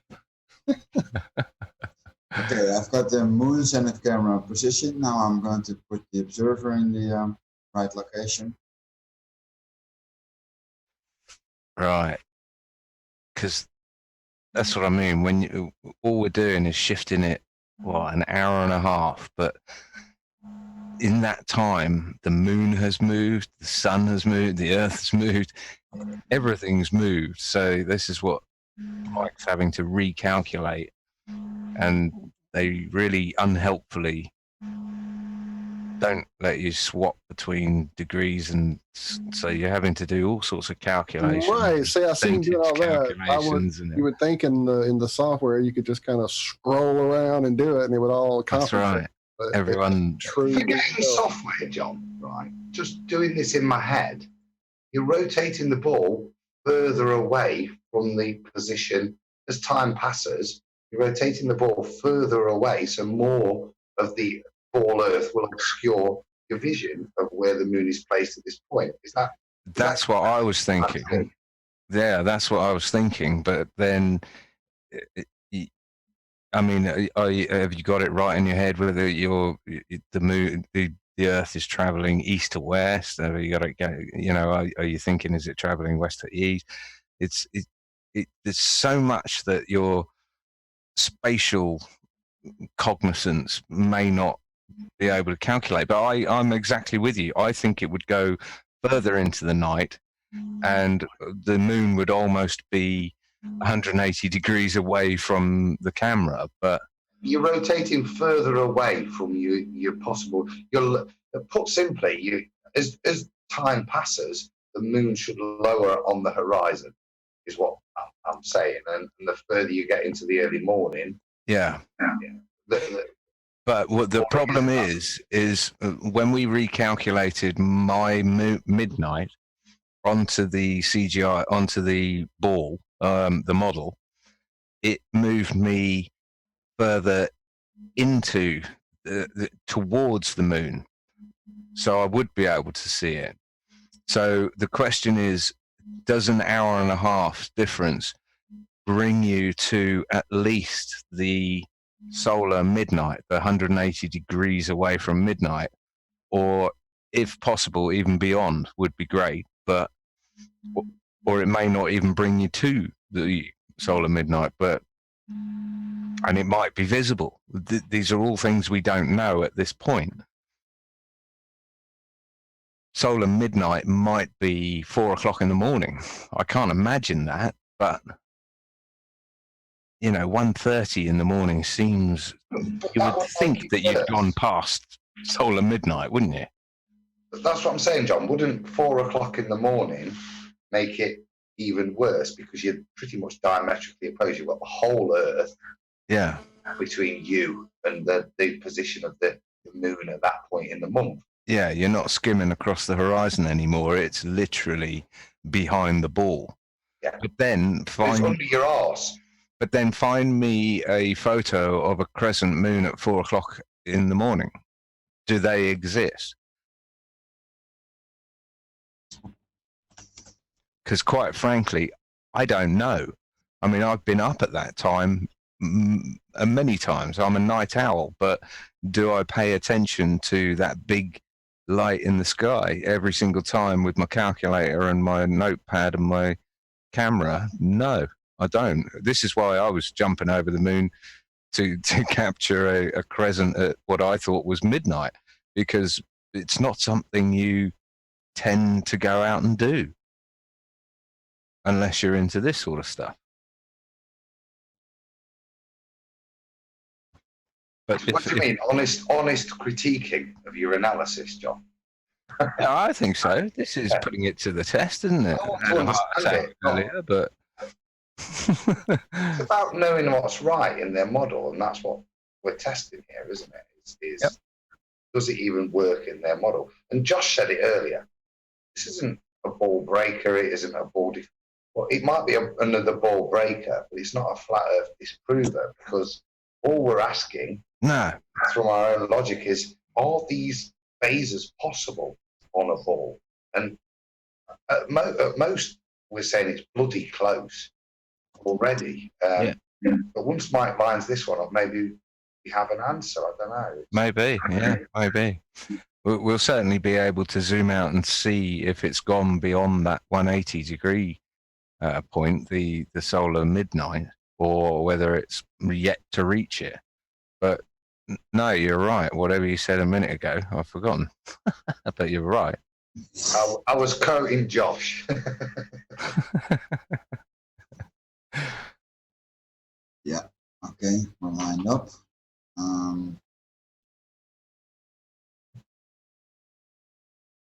Oh, that's right. Someone was saying, well, I was thinking also this would be a useful model to retain to include Mercury and Venus and see what sort of scale of nighttime you can see them into as well, because that's another on the bleeding edge sort of paradox, isn't it? Should you be able to see it during the nighttime or not? And someone else was mentioning the Celine Dion. Celine Dion. That's it. So there's lots of things that this model can be put to use to, definitely. Okay, let's find the moon. And I tell you what, if I watch back this episode 3 or 4 more times and manage to get a copy of this software, then we might, and get the model that you've actually already created. And there are lots of plugins. You can take a 3ds project file and import it into lots of other places. So this could actually be really beneficial. Can you explain that, Josh? Can we use Probably not very well, no. Other than the fact that there are film editors and other, like After Effects via Adobe. And again, I guess HitFilm, I think, even has a special plugin that would allow you to pull things over 3D models from Blender and 3D 4DS, I guess. Because they're not always compatible files. So they need to have special plugins, special code that makes the files compatible. So if you have one program, there may be a plugin that you can get that would make these files compatible. Good effort, Josh. Thanks, I appreciate it. I was convinced you just read that off a Really? screen. Not the explaining bit. I think that's what surprised me. The original statement, I thought, yeah, he's just read that. Nope. I was just worried what, after you've said it, Josh, what that meant John was going to get me to do. Oh, what was that, Mike? The observer and looking at the moon. At 1:30 or 1:24 or whatever. 1:24, yes. So it's visible according to your model? Yeah. Damn. Can we see it in relation to the sun? Or the position in relation to the sun? Yes. This is your camera. Uh-huh. This is the zenith camera, pointing straight towards the moon. The moon is here, and the sun is there. Let me see if I can get them both in the frame. So it looks from that rendering that the position of 1:24 in the morning is further around the ball because the moon looks more a half moon than a crescent. Yeah, well, if I look at your picture, it's almost half. Yeah. And it's great, you know, it's shifted in its orbit, so to speak. It's almost at the 90 degrees angle. Yeah, right. A lot can change in an hour and a half, can't it? Yeah. Well, this is actually a day later, right? Because this is the 12th, and the first picture was on the 10th. Yeah, no, that's right. That was last night. Yeah. That was last night. A day in between, so that means the moon has shifted its orbit from here to here. And that makes perfect sense. Wow. And that also gives credence and validity to your model. I think that's awesome. Mm-hmm. Although it doesn't exonerate what I've been doing, that is still awesome. So I've still basically got to go out at solar midnight and capture a crescent moon. Yeah. Cheers, Mike. Thanks. Just wasted my last 3 months. No, I think it's your horizon is. That would be, you see. Yeah, is that the moon there? Yeah, this is the moon, and this is the Earth horizon. Right. So yeah, that's probably what 5 degrees above the horizon, maybe. Yeah. Yeah, and that fits in perfectly with the shot I took last night. So, damn it. Well, does that fit in? Because you didn't say 5 degrees. You said 10.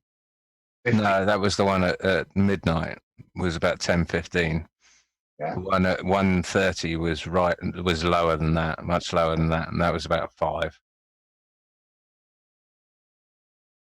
Yeah, I always keep saying it. You know, I always have my reservations when it comes to all Earth debunks, so to speak, because 99.999% of the time, if you model it in 3D software, you're going to find out you were wrong.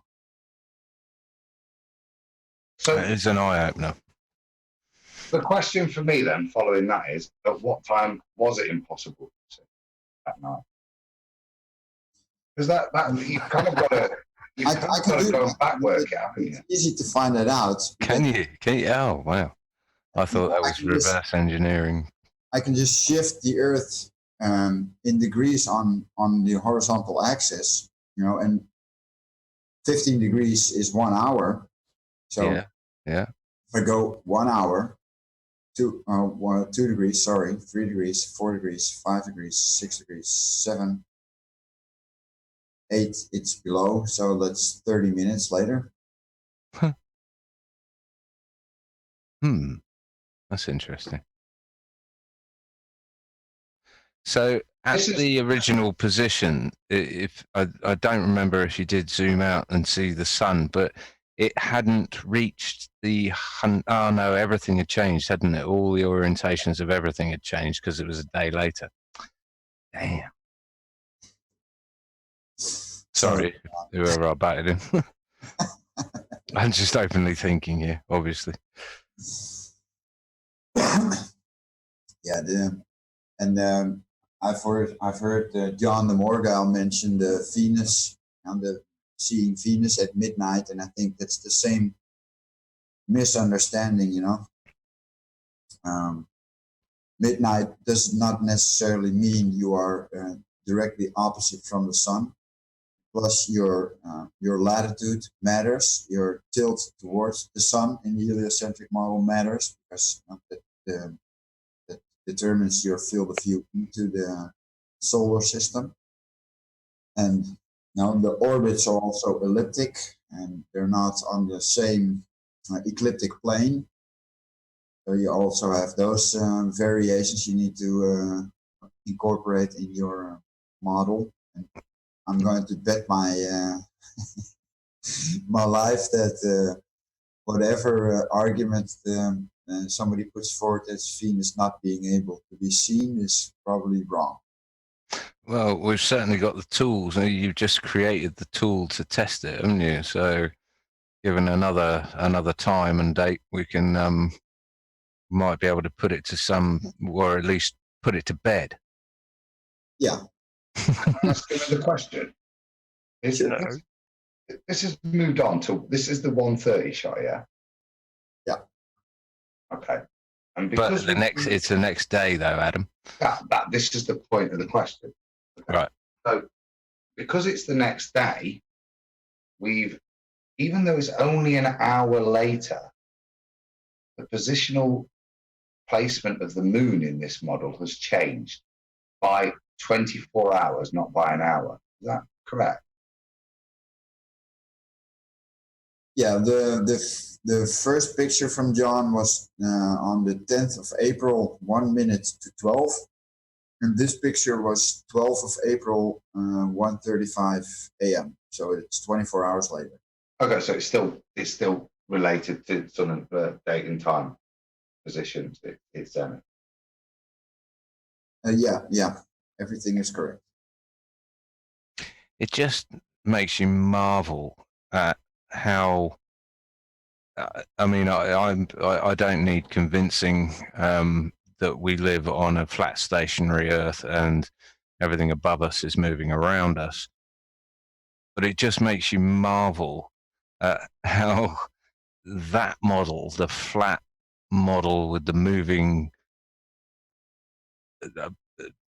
plane above us, was reverse engineered into a ball spinning and the moon going the opposite direction, and it's just incredible, isn't it?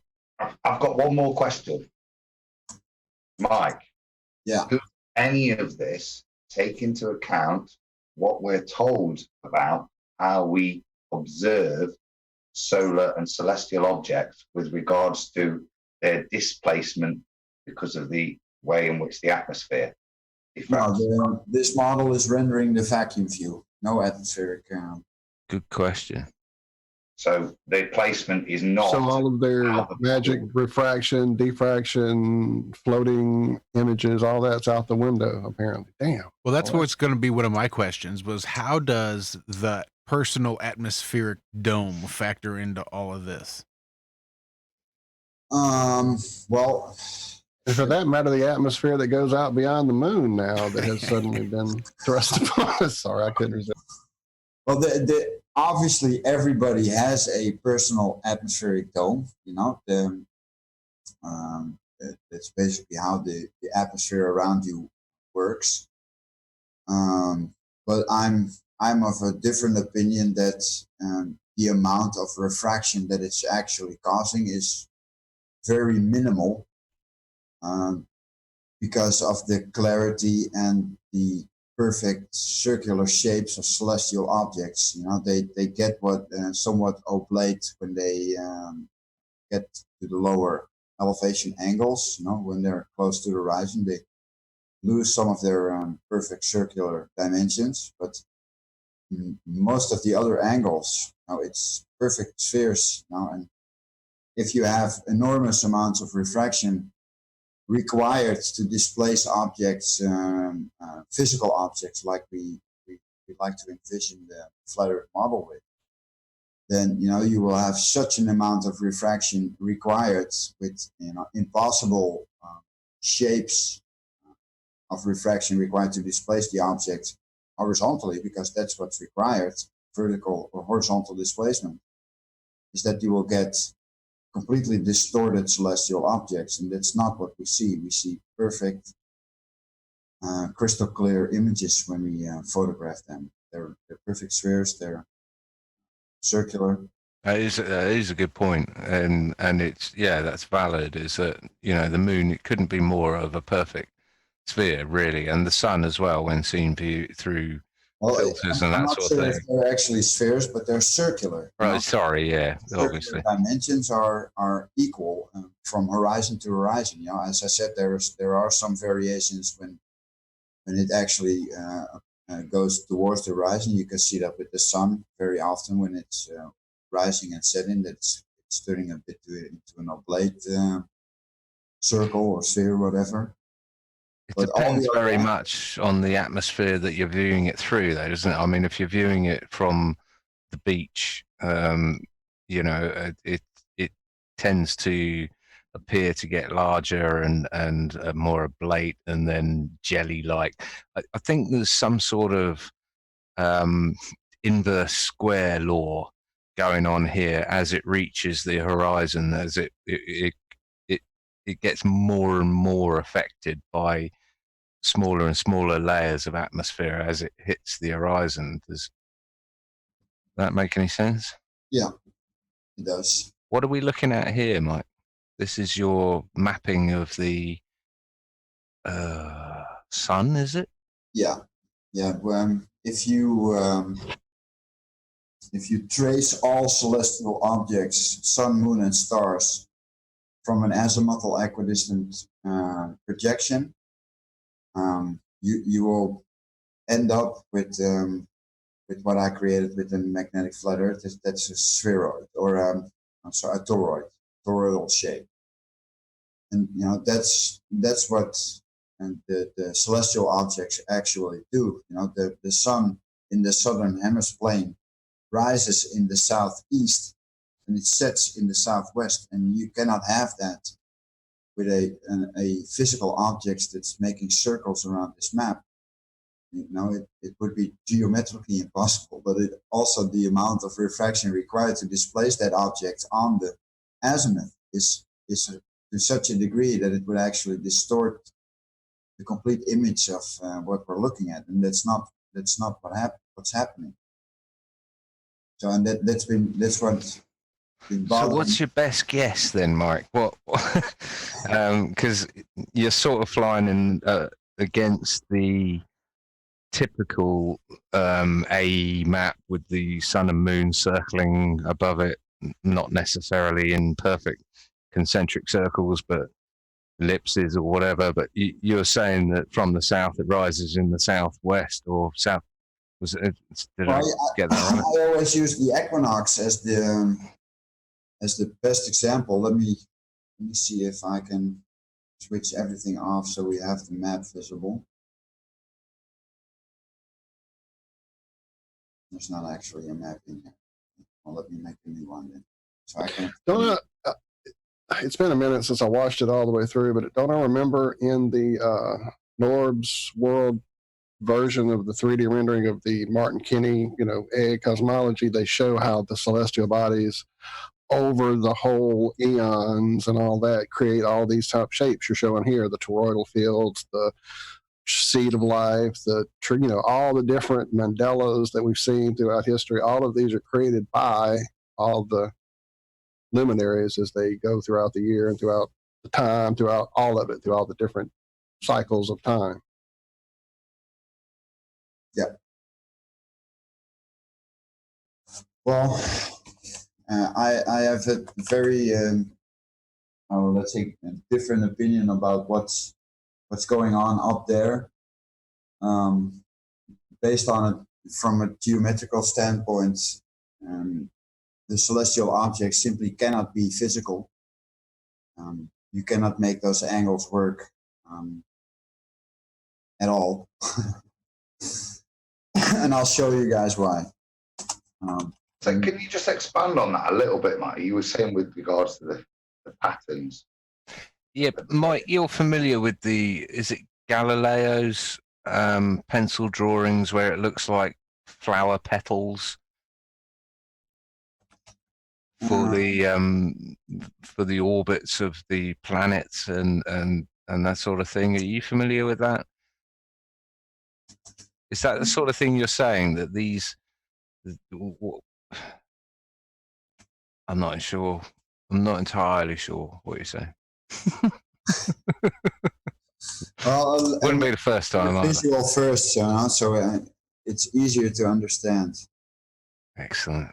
This is like being on with Iru.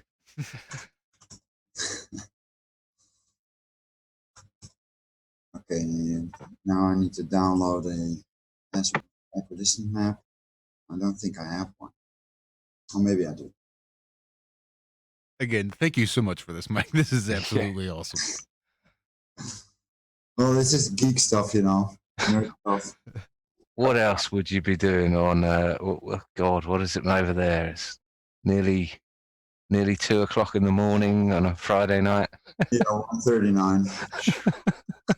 I've got a quick question with regards to what we've just been through, and that's, as I'm trying to comprehend it and comprehend how you can get a line of sight. And it seems to me the error in my previous assumptions was almost to forget that the ball falls away from you. Yeah. So that horizon that we generated in your 3D model was with a ball, no matter where you are, falling away. Yes. From you. And it's that contradiction between the celestial observations and what we have with Ranty's work, with all the long-range imagery we have, where that horizon isn't falling away. There seems to be a contradiction between the celestial observations we make and how it can fit on this ball model, and how the observations we make of the Earth we live on, where the horizon isn't falling away at that rate. That contradiction between the two things. One's allowing us to see the moon, and one's not.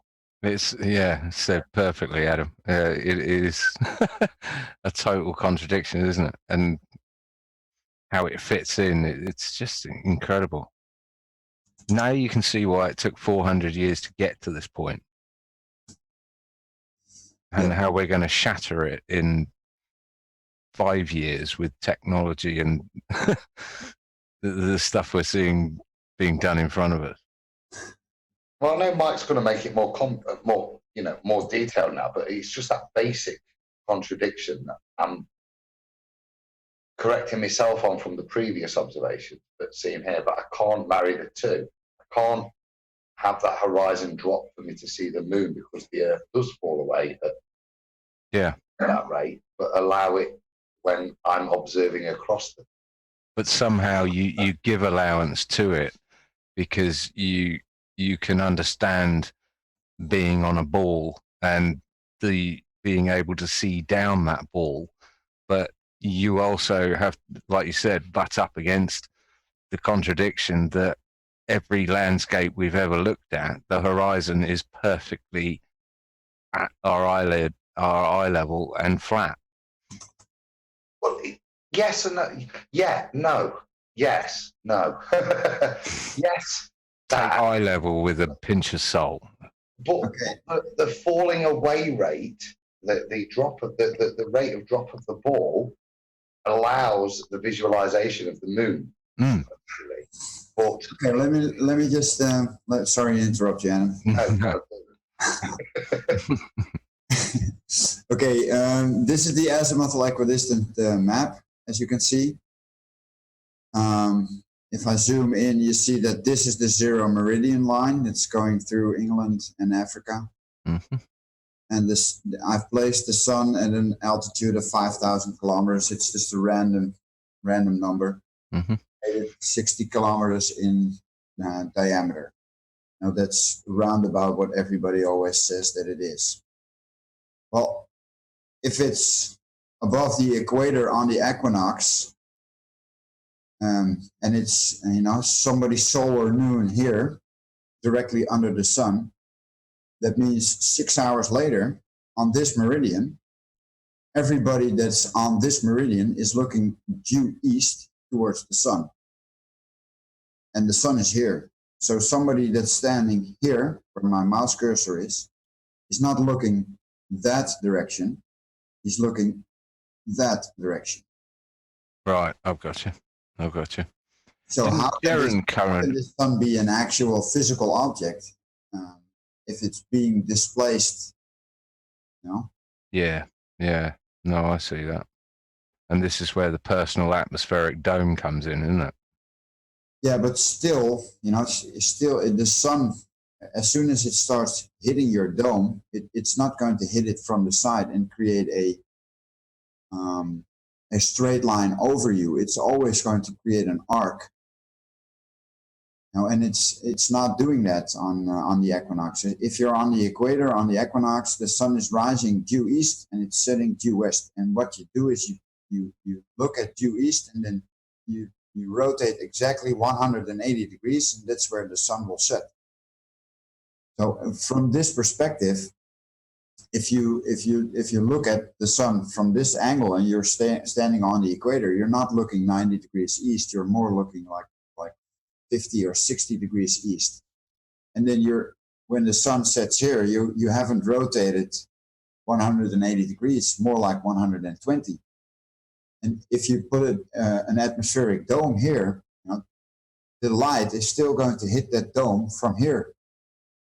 And it's still going to exit that dome from this position. So it's still making an arc on the front side of that dome. It's not creating that over your head experience, what you see if you're on the equator. Would it make, would it add to the conversation my observations on the summer solstice from the UK insofar as the sun rising at 49 degrees and setting at, what was it? 290 degrees. It was basically rising in the northeast and setting in the northwest. Yeah. And that to me sort of fits in on a model like this, but correct. I do see that true. On the equinox it's difficult, and I also have a hard time providing evidence that everyone does see the sun due east on the equinox from all places on this map or whatever, or whether we're messed up by a few degrees of daylight savings, or so you just, I don't know, or declination in magnetic. The azimuth orientation of the sun, if it's rising 90 degrees east, then it's always 90 degrees away from geographic north. It's not 90 degrees away from magnetic north. The azimuth for the solar rise and set is always on geographic north. So, you know, if you're on a meridian, your meridian is going from geographic north to geographic south. So on any meridian, you always turn 90 degrees on your azimuth, and that's where the sun will rise on the equinox. Right. I'd probably have to go to 5 or 6 places on Earth and test that out. Yeah, no, I've never seen. I assume it doesn't work on the 3D model, does it? I'm going with those numbers until somebody proves me they were wrong. Sure. I do think that's what Darwinism. with the solar map, you know, I used the numbers for the heliocentric ball model, and I transposed that on top of the azimuthal equidistant map. And I can switch back to the other one and show you what I ended up first. Right there, it's already there.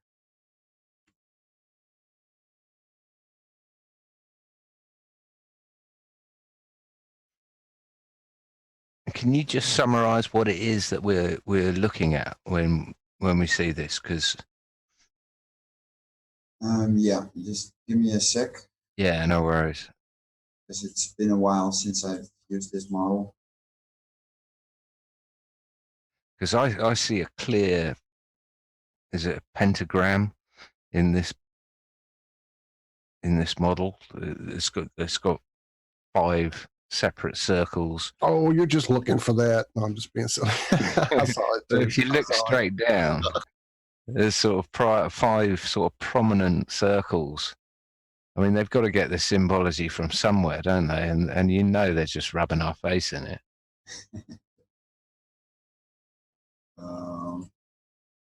So, Mike, are we going now from what we were doing, which is 3D modeling, to 3D geographic observational positioning of the sun? What you're showing here. Well, what I did with the sun, when I first started looking into flat Earth, the first thing that I wanted to wrap my head around was, if the sphere model works so well with astronomy, how the hell does it work on a flat Earth?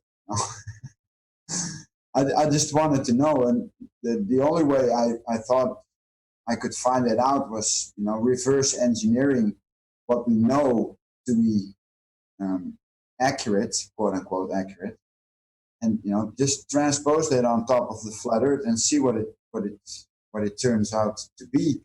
And what it turned out to be was, I created a donut shape, a toroidal field. That's what I said it was. Toroidal donut. What's funny is I actually thought pretty much the same idea. I was a huge space fan, NASA fanboy, astronomer since I've been like a child, 5 years old. And I pulled Blender out of somewhere and put it on my little sad laptop and started pulling on little pullers. And I was like, you know what? I don't think I'm the one who's going to 3D model this thing, and started making videos. So yeah, you're doing amazing stuff here. Amazing.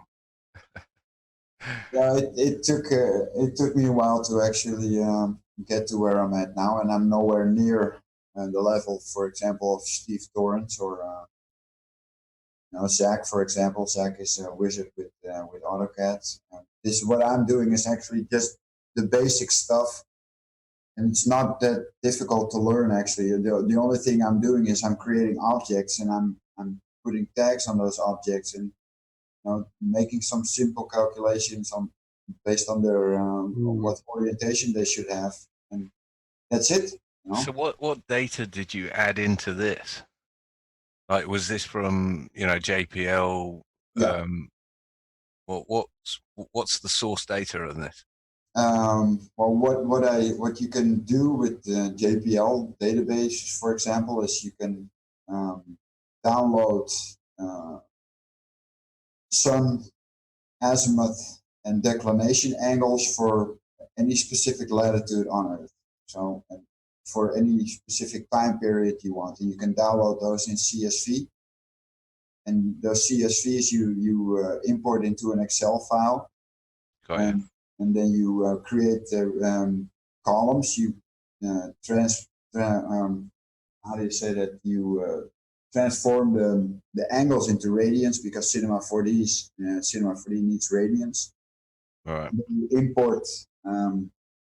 import all those data sets into Cinema 4D, and you attach your sun object to those data points. Then it puts the sun exactly where JPL says it's supposed to be for that specific latitude and longitude. And what I did was just trace that object with a small hair-thin tracer line for as many latitudes and longitude as I could find, or download or put into Cinema 4D without it actually crashing all the time. Because we were putting it to the limit of what it could actually handle. But And just let it draw draw what it would end up for us. We had no idea what it would end up looking like, and it ended up looking like a perfect torus field. Homer's donut. So if the sun isn't doing a near elliptical orbit or a circular orbit, what do you think it is doing? Is that the $1 million question? Yeah, that's the $1 million question. I have my my hypotheses, my theories about what it's doing. Perhaps I think there is a source object that is creating the image of the sun within the electromagnetic field that's in the sky. When I look at star trail pictures, for example, especially with the wide angle star trail pictures, I'm seeing a dipole magnetic field, and that magnetic field is basically the skeleton which carries around all the celestial objects, sun, moon, stars, planets, and I think they originate from a source, but what that source is and where it is and how it's mechanically working, I have no idea.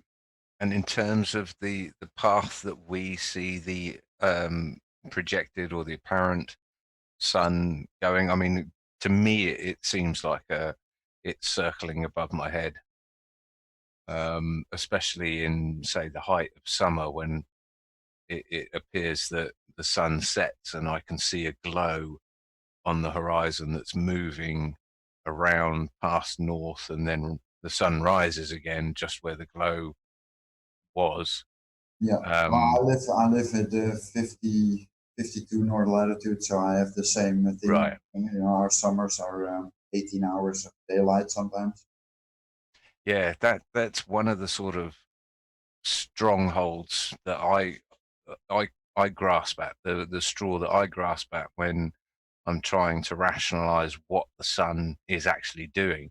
Not necessarily what the sun is or whether it's a projection or anything else. It's just where it is in relation to me in that sort of thing. And it does seem like a circle.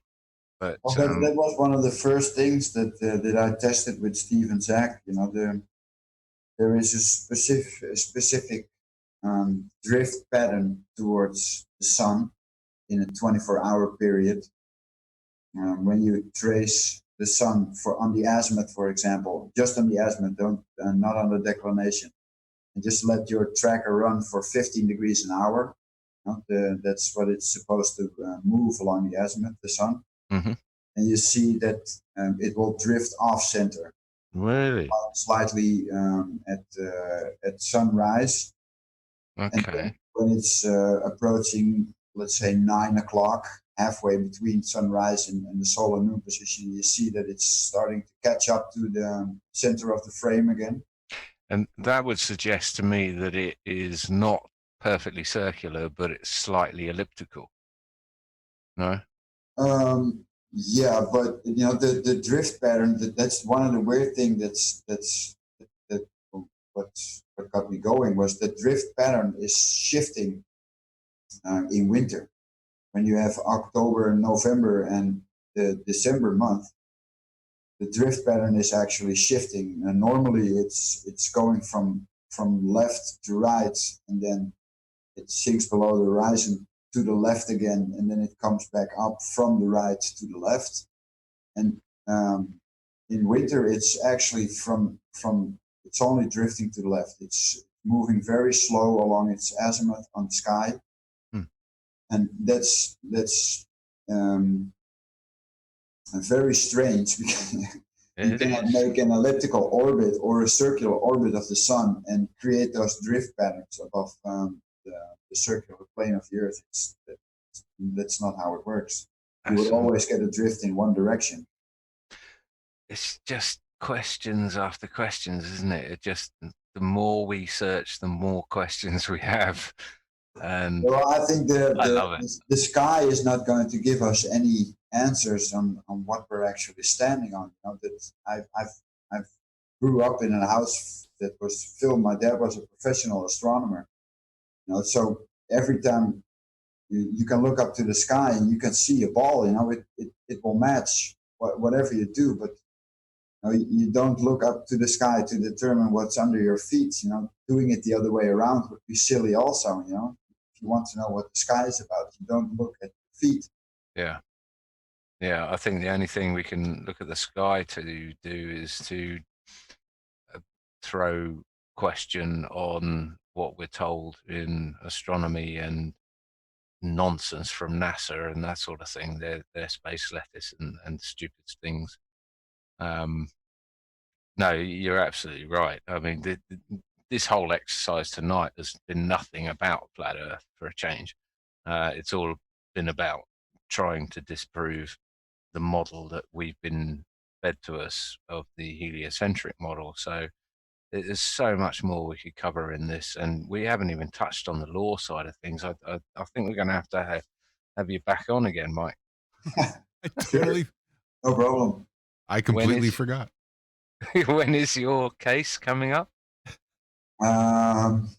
In 4 days. Wow. And that was the stuff I was really looking forward to. Well, I have no plans on going to bed, so if you guys want to talk about it, I'm fine with it. Well, should we wrap this bit up? Because before we get on, because like Mike's a bit of a Dutch hero with regards to. I mean, me and John's been involved in common law stuff, but what Mike's achieving is outstanding. So should we just summarise this bit? Because mate, I've really enjoyed tonight, and I've learned a lot from listening to you. Thank you. I have too. I think it's been invaluable, and can't thank you enough, Mike. Some definitely stuff to chew on, stuff to go away back to the blackboard, and let's carry on finding out this world around us. But like Adam says, you're not known for other things that you're up to that really people should be made aware of as well, because you're setting precedent in your own country, aren't you? Yes, I'm going to be, as far as I know, the first Dutch guy that's going to go to court with the Dutch government as man versus person. Wow. And that's hugely significant. And how did you get into all of this? I mean, you don't just walk up and go to court and say, by the way, I'm a man, I'm going to completely overrule everything you say against me. How did you get into this? Because this is another rabbit hole that you could disappear down for years. It's a very, very deep rabbit hole. It began for me, I think it's now 6 years ago, when I first started looking into the validity of the Bible.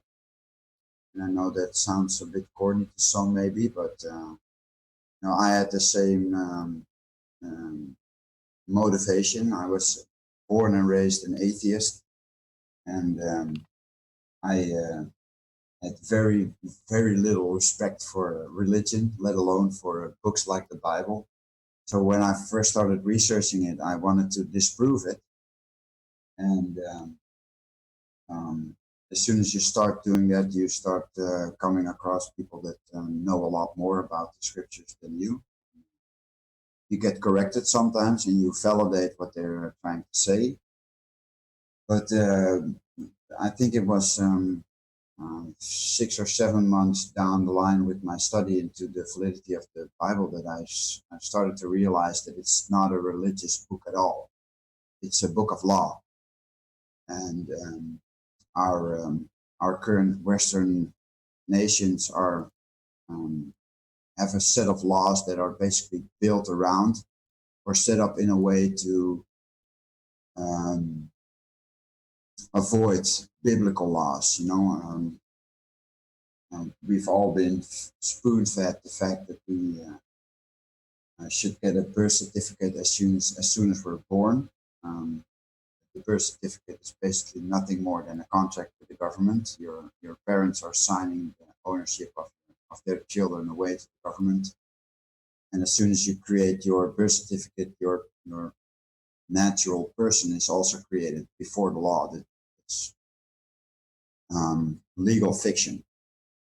And they create that person, so basically you are under the law by that. And what a lot of people know this, Mike, don't they? I mean, a lot of people have read this, they've heard about this all through the straw man stuff, the common law stuff, through, I don't know, at least the last yeah, but 10 years now. nobody makes the connection why the person is actually so important, you know. And That's coming right. back to what the Bible actually says about the root word person, persona from the Latin, is that you should never ever identify, acknowledge, or even associate with persons. Why not? Why is that? What does the word person mean? Person means actor or fake or mask, theatrical mask in Latin. So basically what they're doing to you is they're creating your natural person. That's you fulfilling a role as citizen. And as citizen, you are then subject to their laws. And in the law systems in Western countries, there is a jurisdiction hierarchy. And that has always been the same, no matter what people think about God or not. God has always been on top in that jurisdiction. And below that comes man. And then you have government, and last come corporations. And how do you make man subject to government? You make man a corporation. And that's exactly what they've done with the birth certificate. So, And that's Mike. Sorry, John. That's right. Go ahead. I was just going to say that I listened to your FECore chat when you were going in there, and that distinction that you make using the Bible between a person and the persona, or a human being and the person, is exactly that. It's the way in which society defines how they can deal with a human being by creating a legal entity for them to deal with. Yeah, well, if you the only way to deal with it. To verify this by just doing a search for the term person in law books, and you'll see that you'll get thousands of hits referring to person or persons. But if you do a search in that same law book for man or woman, you'll get 0 hits. 0. Because those laws are not written for man.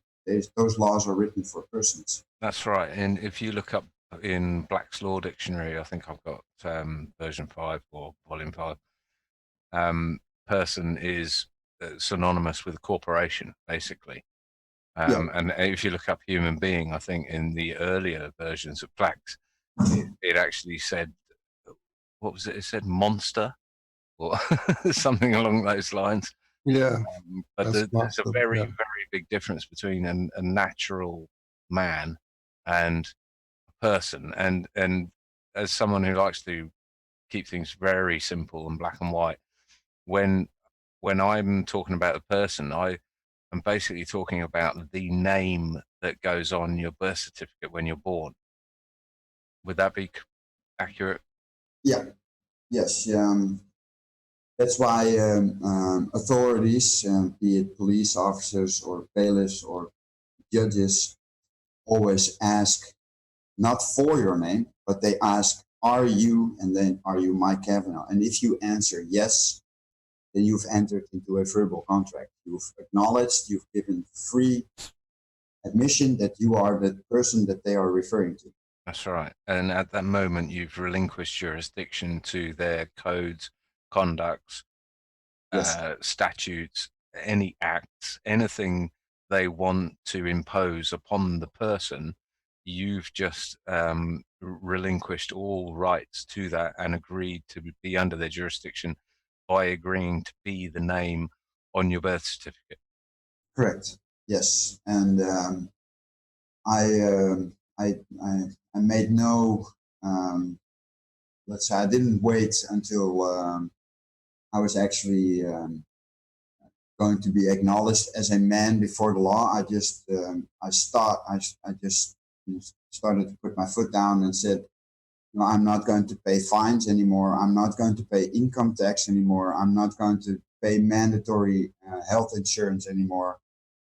Everything that's helping these corrupt bastards, I'm not going to give them their my stuff freely anymore. See, now that's quite interesting as well, is that most people discover this sort of stuff after they've been stopped for a traffic violation, or after they've been fined and haven't paid their fine or can't pay their fine, and so they're already coming from a position of weakness, whereas you took the ball to them by the sounds of it and said, you know, I'm a man living within the law.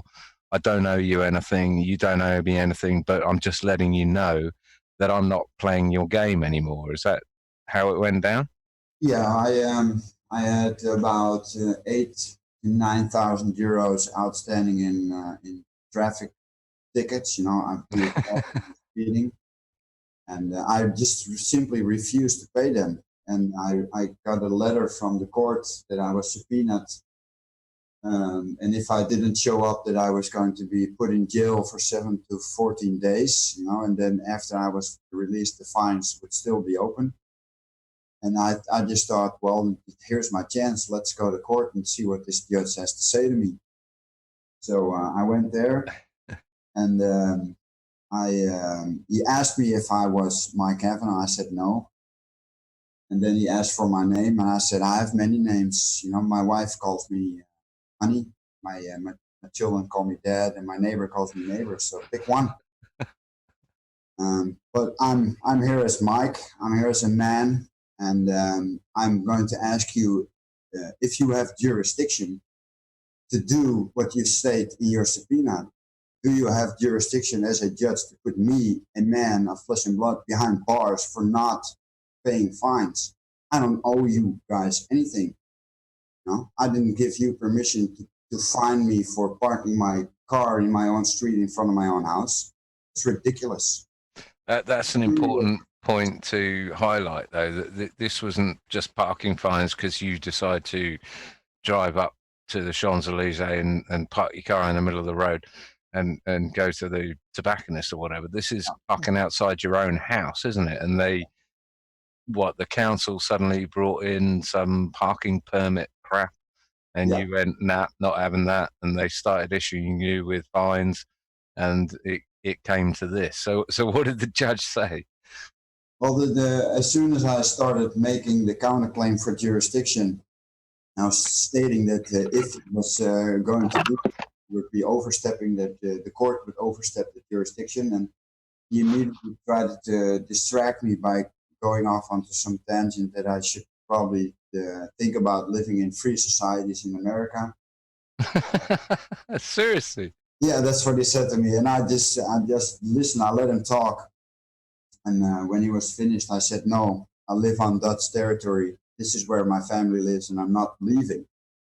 So I kindly ask you to show me the jurisdiction that you have to put me behind bars for not paying fines, for refusing to pay fines. And I explicitly stated for the record 5 times that I refused to pay the fines. And after some back and forth, with stating that I refused to pay the fines, I asked him for the 3rd time, do you have jurisdiction to put me behind bars? And he said, no, I don't. Then I said, well, that's it. You know, then I'm going home now, and you do what you have to do. And he dismissed the entire case, and he gave all the fines back to the collecting agency here in the Netherlands. And I've never heard anything since. But then in the supposition or his summing up, he completely failed to acknowledge any of that, didn't he? Yeah, in the written verdict, there was written that it was unclear if I was able to pay the fines, meaning essentially that I didn't have any money. Well, that was not the problem, you know. And he also made no mention of my counterclaim for jurisdiction. So basically, the judge committed fraud, you know. stating on the record that it was unclear if I was able to pay the fines, when I stated for the record 5 times that I was refusing to pay the fines, is fraud. Well, this may well go out to some people in the Netherlands, 2 or 3 maybe. So it's up to you if you want to name that judge or not, but I would advise you probably not to. But No. No, and you can be an asshole and go after that judge and, you know, ruffle some feathers, but Mike, you mentioned there that he has perverted the judicial record, and I think the strength of your case is the reason that the judiciary have to pervert their own actions, because they're not prepared to list and state in law the real reason by which you were untrialable, and that's because you refused, at no point accepted the persona that they asked of you to take to be tried by.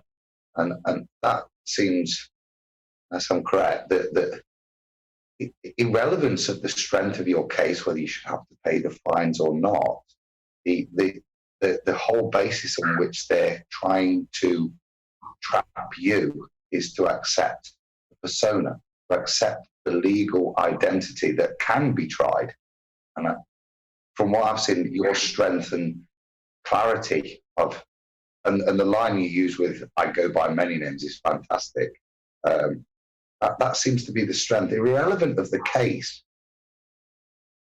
well, they need you to admit that you're that person, and they also don't need you or don't want you to question their jurisdiction, because that's for everybody that's working for any legal position. As soon as you question his or her jurisdiction, it is not up to you to prove that they don't have it. It's up to them to prove that they do have it. And if they can't do that, then they're fucked. You cannot do anything without jurisdiction. that is literally the spanner in the works, isn't it?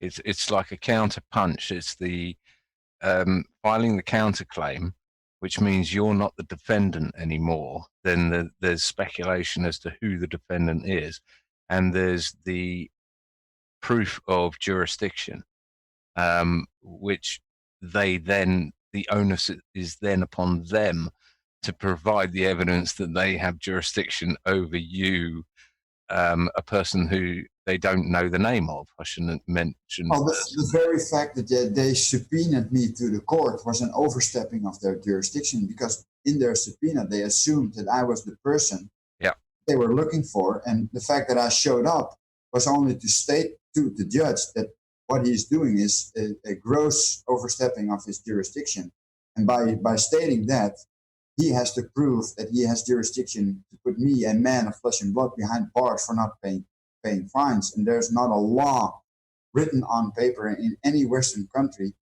that allows anybody within a legal profession to force you to be a legal person before the law. You have that choice. Article 6 of the Universal Declaration of Human Rights states that everyone has the right to be recognized as a person before the law, but that's a right. It's not an obligation. You have the right to choose. This is where the problem lies, though, isn't it, Mike? Is that if you had got that letter on your doormat that said, you know, to Mike Cavanaugh, and you just looked at it and said, well, I'm not Mike Cavanaugh, and threw it in the bin, the next step along the line is it would have gone through its normal procedures through court and etc., and gone on to bailiffs and debt collectors, and the next thing you'd have known, your front door would have been kicked in.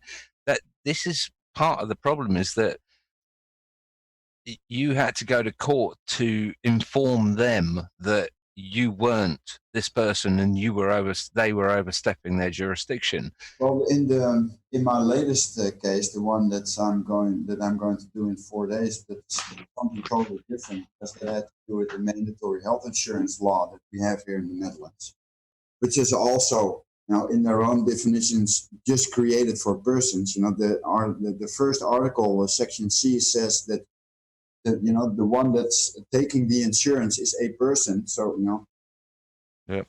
but the bailiffs, because it's the government law, they get to take your stuff, your money, your stuff in your house without any judge making a verdict or ruling over it.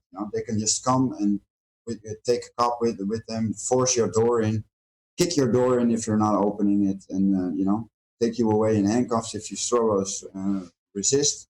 Yep. And empty your house and empty your bank account. They can just do that. They did this to you, though, didn't they, Mike? I They mean, in the last few Yeah, weeks. They tried semi-successfully. They stole all my financial assets, and they tried to empty my house 3 weeks ago. But I have a very nice group of friends here in the Netherlands that helped me empty out my house before they came. So they came into an empty house, and they still tried to commit fraud and And they were due back last week, weren't they? Well, and as I said, they came into an empty house, and there was nothing for them to take, but they still committed fraud on paper by sending me a document in which they stated that they had seized stuff that was supposedly in my house, which wasn't actually in my house. So the bailiffs are also committing fraud to put pressure on me. But in order to get them off my back, I needed to sue the actual governmental organization that is soliciting these guys to actually come into my door. That's right. What I did was I sent those guys a subpoena last week, and that court case is due in 4 days. Now, and it's the same claim is being made. Do they have the right as a legal person to force me to be a person before the law? And if they do, I want to see the law on which they appeal to. And the second is what they're doing by trying to force me to be a citizen or a Dutchman or a person is a gross overstepping of their jurisdiction, and they need to prove that they have it. Yeah. And they also need to pay me damages for all the stuff that they've tried to do to me in the last couple of weeks. Not that it's been successful, or at least it's been semi-successful because they took my money. Oh, that's it. They've frozen your bank accounts, and they didn't froze anything. They just emptied those. That's right. They didn't even transfer the money out of your bank account, did they? It just disappeared. It disappeared, yes. So I've been through this before with the Dutch tax agency. They've tried this before because I also don't pay income tax.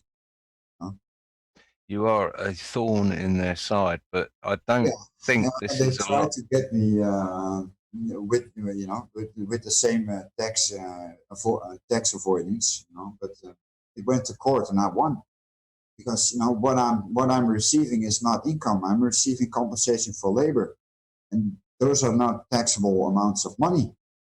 Nice. There's now a law written in their law books that says compensation for labor is taxable. So screw them. It's my fucking money. Well, this is where it comes down to words have meaning, isn't it? Mm-hmm. Midnight's not midnight unless, it all comes into it. But you were due a visit recently by the bailiffs or debt collectors or whatever, and you had a conversation with the head of police at Netherlands? The head officer of justice in the Netherlands. And I filed a police report against the bailiffs for fraud and attempted slavery. And normally they don't take police reports against bailiffs because they're under the same roof of the Justice Department. So it's hard to go after these people, and they did throw up some roadblocks, but I pushed on, and I requested a meeting with the head officer of justice here in the Netherlands. We spoke on the phone for 40 minutes, and I explained him in detail what my problem was and where their jurisdiction begins and ends and what they need to do for me. And if they didn't do that, that I would also hold them responsible. And And you schooled them. That's an 30 important minutes point. after I hung up the phone, I received an email from the bailiff that they canceled their case, and they did send me an email afterwards that they are going to give me another chance to pay, or at least to arrange a payment installment or whatever. That's computer generated, as far as I know. I remember defeating the bailiffs at my place and then receiving things saying we've dropped it. It's all gone back to the client, and then 2-3 weeks later or whatever, getting another letter through saying you owe us this amount. We're going to give you this. We can offer you 0% interest, etc., etc. It's just computer generated toilet. Well, I think it was a reaction because I still hadn't officially signed the police report. So maybe the bailiffs, because I filed a case against them within their profession, but also on a personal level, holding them responsible for fraud and attempted slavery and suppression. But what's important here is that it was before they turned up, wasn't it? So yeah, it was before they turned up, and but it was also probably an attempt by them to hopefully not get me to file the police report and file criminal charges against them, which I did. I went to the police station yesterday and I signed the police report criminally incriminating these people for what they've done to me, and I'm pushing on. Nice. Sorry, Adam. It's ridiculous that these people think that they have the authority over me, or that they can tell me what I cannot do, or what I should not pay. Fuck them. It's my money. It's my life. It's my family. It's my house. I decide what I want to do with my money. If I don't want to pay corrupt politicians, then I'm not going to pay corrupt politicians, regardless of what your fucking laws say. World needs more people with your kahunas, Mike, without a doubt. Sorry, Adam. It's not just the kahunas, it's the intelligence of the law. And I think one of the things when I've listened to this is the way Mike's responded. It's simple, but what he's also done is counterclaimed. And you see that he's counterclaiming against the individual beings as well. So he's holding them accountable. Personal liability scares the crap out of these people. Yeah, and they hide behind their badges of officialdom. But what Mike's doing here is holding them liable for their actions in terms of the enslavement of him and the likes. And there's something I've incriminated them with. It's not something mild, The laws here in the Netherlands state that if they are found guilty of this, there's a penalty of 30 years in jail or a fine in the 6th category, which means 6 figures, which they have to pay me, by the way, because I'm the victim here. So 30 years in jail is something to think about. It really does change the tables when you go after the individual, though. I found that in my case that I could have easily sued or gone through an ombudsman or whatever, the company name. Well, you have to set up your case in order to be given the possibility to do that. If these people are just doing their job, then you can only sue them within their function, so to speak. But if in my case, I explained to these bailiffs exactly what my position in the law was, what title they need to speak to me with, and what their documents need to say in order to make them legal. And as soon as you tell them that, and they ignore that and do their own thing, regardless of what you stated, then that's a personal choice. You cannot hide behind your function anymore. As soon as you do that, then you're personally liable. That's it. I'm coming after you. That's it. You explain it to them exactly where you're coming from, and at that point, they can either say, okay, yeah, you're right. Or they can just plow on like they usually do and issue computer spat out letters to you. But what I found, that's exactly what I found, is that they didn't know that I was personally coming after them as the managing director of a multi-million pound firm. They just sort of brushed this paperwork aside, but I was following their rules.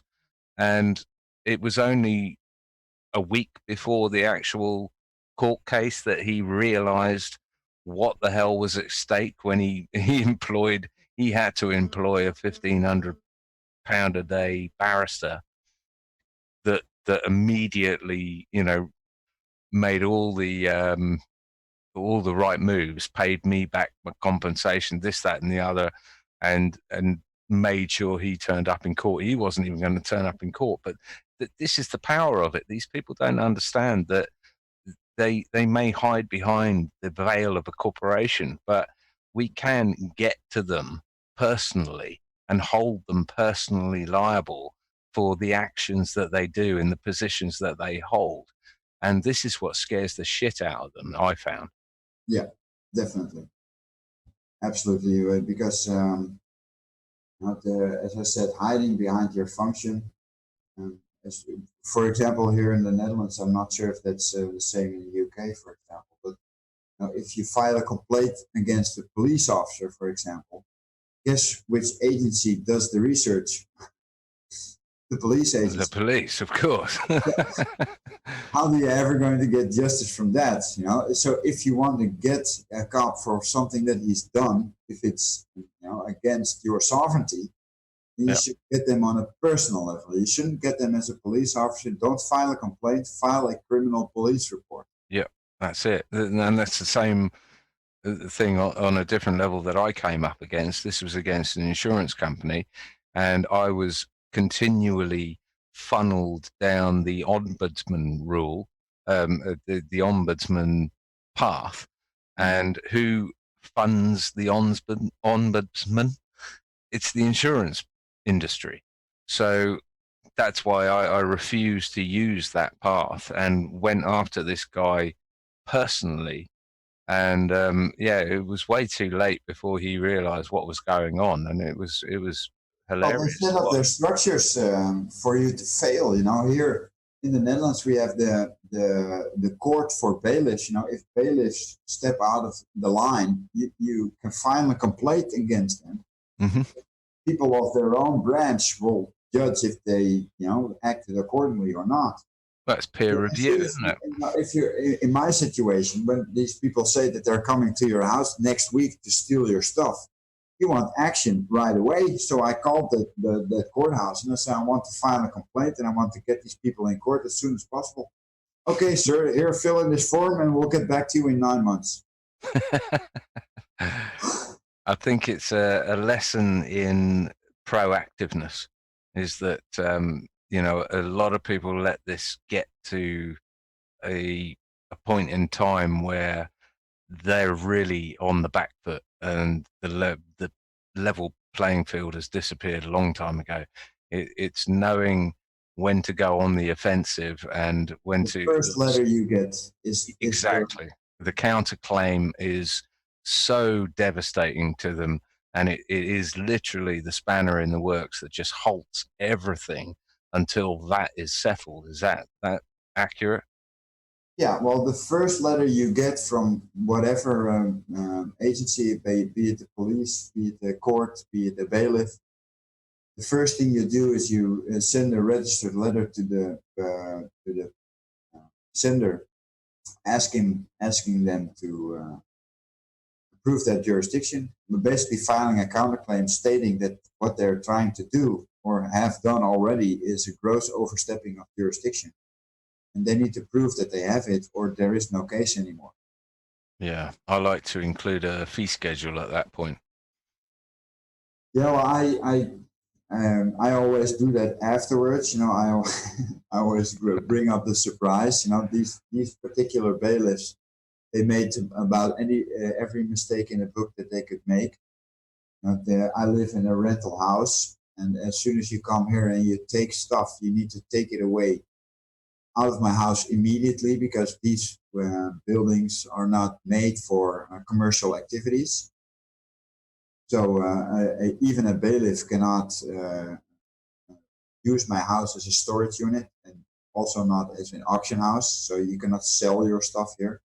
And that's that they wanted to do both of those things. You know, they said that they had taken my stuff, but they, you know, there wasn't any stuff in my house to be taken. But they did write some stuff on the paper. So according to them, stuff of them was standing in my house. Well, they're going to get a bill for that. But also, they wanted to have an auction here in my house, you know, and you need to get a permit from the city hall, and they didn't get a permit for that. So I'm going to give them a nice bill for that also. But also, you know, the people that I needed, my friends, to empty out my house and bring my stuff to my workshop, wherever. You know, those people, we were working here for 3-4 days, 16 hours a day. Well, I'm going to charge 50 euros an hour for that, for those people, and including myself and my wife too. Plus, I need to put my wife and kids in a hotel room, so they weren't here when these assholes came to try to ruin my life. So those are the bills that they're also going to get. These people are not happy with me. I love your spirit, Mike. I just love the fact that you're not going to just accept the silent court nod and a wink, that you're going to highlight this shit and show these assholes up for what they are. I think I'm going to give them a run for their money. Hell yeah. Yeah. Yeah. If they want money, then they're going to have to work for it, because, as I said, they cannot seize any money from me because I don't have any income. When they do an online search for me with the Dutch Revenue Service, they won't find any income sheets from me, so to speak. There's no data from me since 2013 because I don't pay that crap anymore. There's no paper trail, yeah. So they have no idea what they can actually seize from me, and they don't have access to my bank account because that's a different legal person. You know? And they cannot take stuff from my wife because my wife has a disability insurance, which is so low that by government mandates, they need to leave a specific amount on her bank account for us to live, you know, as assuming that that's the only money that we have to live from. So they can't take my wife's money. They can't take my money. You know, the car I have is registered to my business name. I don't pay income tax. There's nothing in my house that here that's worth what they are thinking of coming to claim here. You know, we're talking about thousands of euros, and the only thing that's I have in my house is children's toys and, you know, some old crap and a computer. And a rather Those are the first things that I always move from my house, because these dumb assholes always say 4 weeks in advance when they come to take your stuff. Well, they only need a week to empty my house. So what's the next step? You've got a court case coming up in 4 days or so next week. Yeah. What's if the outcome's favourable for you? What does that hold for you for the future? Well, the Dutch government is forcing mandatory health insurance on me, which I don't want, and I legally did everything I could to avoid or back out of that contract. But since they think it's mandatory and I'm a slave to them, they can force their health insurance on me every month, you know, and I haven't been paying that since 2015. So imagine what the amount of money that is like, and the same goes for my wife. So that's two people here, and the court case is just going to state that they have no jurisdiction to force me to pay for something I don't want or need. Mm-hmm. And they need to stop sending me bills, and they need to stop every how do you say that, money collecting procedure that they have running at the moment against me, because what they're trying to claim here is not legal. Yeah. Yeah. And I know you don't need it, but I'll be sending good vibes to you next week. This Yeah. sort of crap can always, you take care of yourself, brother, because this sort of stuff can always come back and bite you in the ass. Yeah, that's Yeah. one way or another. Yeah, it's tricky, especially with legalese. You have to be very careful what you say in every language. But basically, the three sentences that you need to, or the two sentences that you need to remember is I do not consent and I object. That's basically all you have to say if you filed your counterclaim for jurisdiction. And the judge ignores that and wants to rule on or go on with the court proceedings, you object and you say that you do not consent with the court proceedings and that he needs to address your counterclaim before we can actually continue with the case, and just be as annoying as you can. That's it. And just keep saying, I do not consent, I object, prove your jurisdiction, judge. And if he comes with another bogus story, you just interrupt him again. You say, I do not consent, show me your jurisdiction. I've heard that they only pay attention to you if you do that 3 times anyway. So, I mean, for any normal person in sane land, to say the same thing 3 times in a row is just insane. But from what I've heard, it's one of these things that if you deny them 3 times, then they have to pay attention to what you're saying. I don't know if that's myth or not. I always use the reference for the record, then I look at the notary that's in the court case, in the courtroom, and I always state for the record, I would like to state that I do not consent and I object. Because you need to have it on the record. It needs to be on the transcript that you object and that you did not consent with what the judge was trying to do to you. And if there is no stenographer there or clerk or whatever, then you're not in a court, are you? No, then you're in administrative hearing or something. Yeah.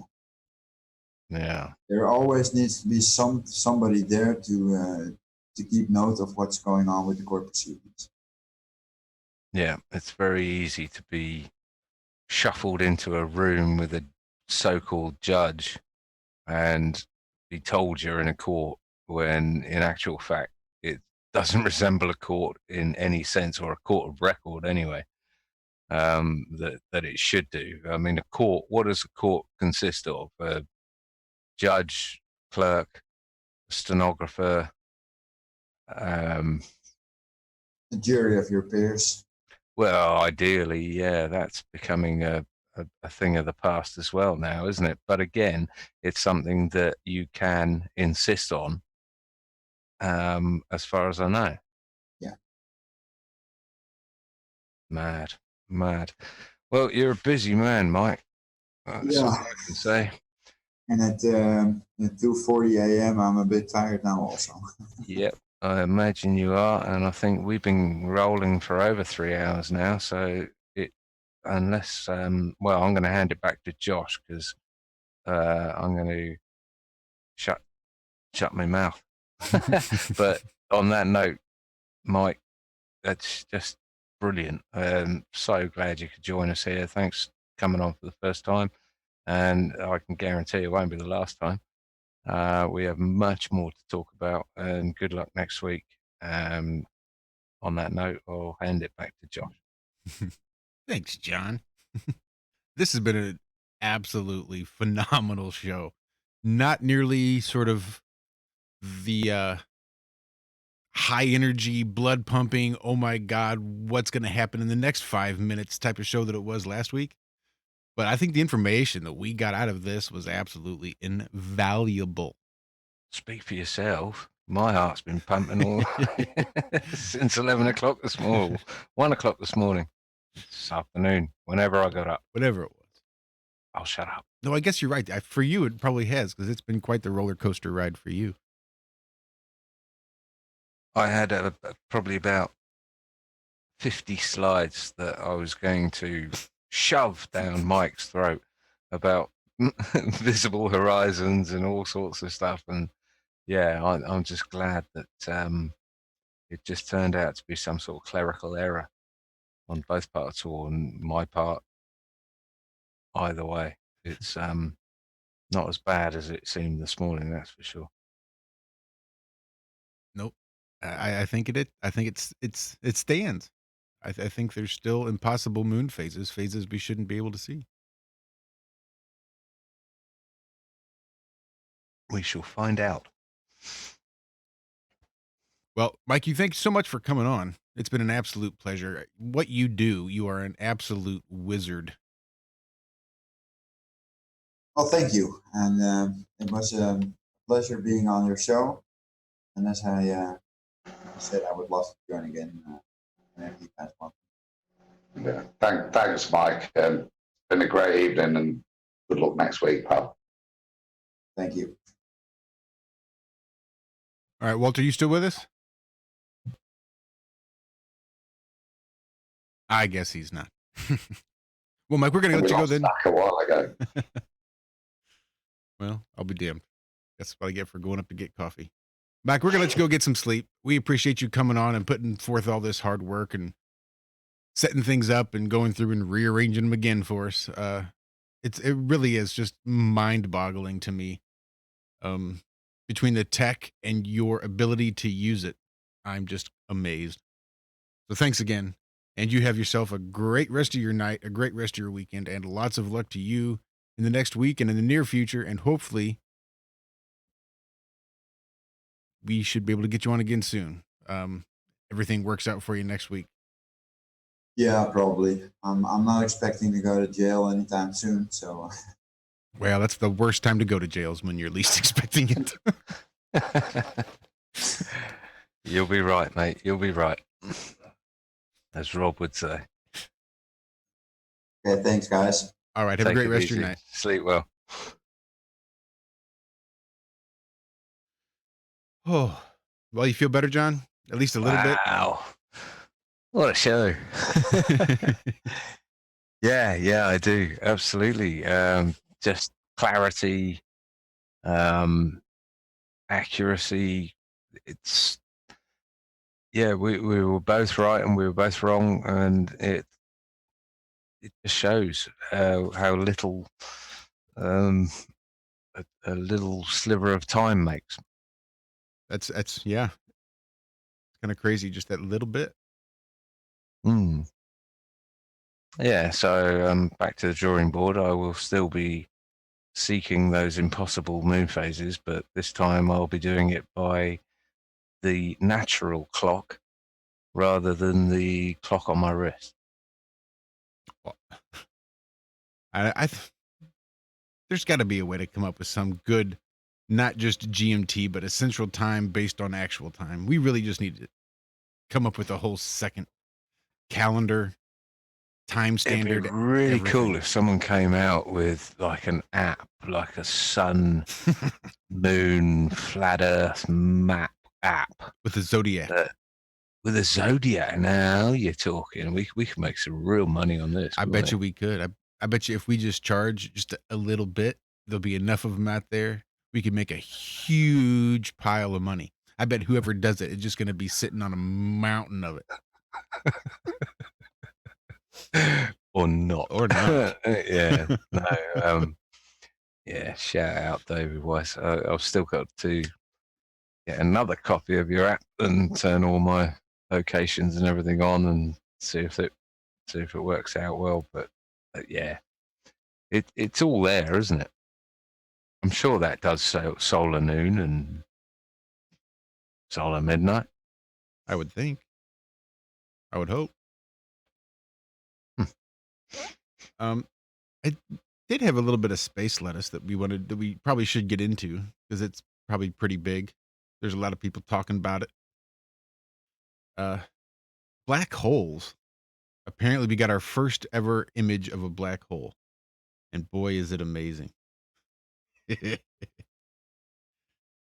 me see if I can't actually share a little bit of screen so that you can see it, at least John, since I imagine Zach is not here. Adam is still with us. I just heard him. Walt Yeah. is no wonder. I caught a little bit of the ironworks today. Oh, yeah? I was wandering around the market and I put it on. It made me look at Walt's pictures he does afterwards, and we were sat having tea this evening, and I showed I showed my children the pictures of Snoop Dogg lighting up a big reefer. Yeah, I saw that. And they struggled to make the distinction as well. I bet they did. Well, I'm going to have to go and find that now. I could probably pull it up on screen. Well, I didn't. That was funny. Didn't even dawn on me that, of course, this is space lettuce. And luckily, this morning in chat over there on TFR, we had Alan Holman, who was nice enough to drop us a link to basically all of the other first pictures of black holes that they've been feeding us throughout the years. Oh, son of a gun. I have way too many keyboards in here. It's hard to do anything quickly because I always grab the wrong one first. No matter what I need to do, it's the wrong one. Of course. It's the Iron Realm Media. Oh, quit it. Here we go. What am I doing? You see it, John? It's probably kind of small for you. Sorry. Oh, yeah, no, I do. That's what I'm trying to cut and paste out of some chat room. So I'm glad you brought that up. Yeah, it's absolutely perfect, isn't it? It really, really is. I'd hate to think that if you brought levels up, you'd be able to see Snoop there in the background.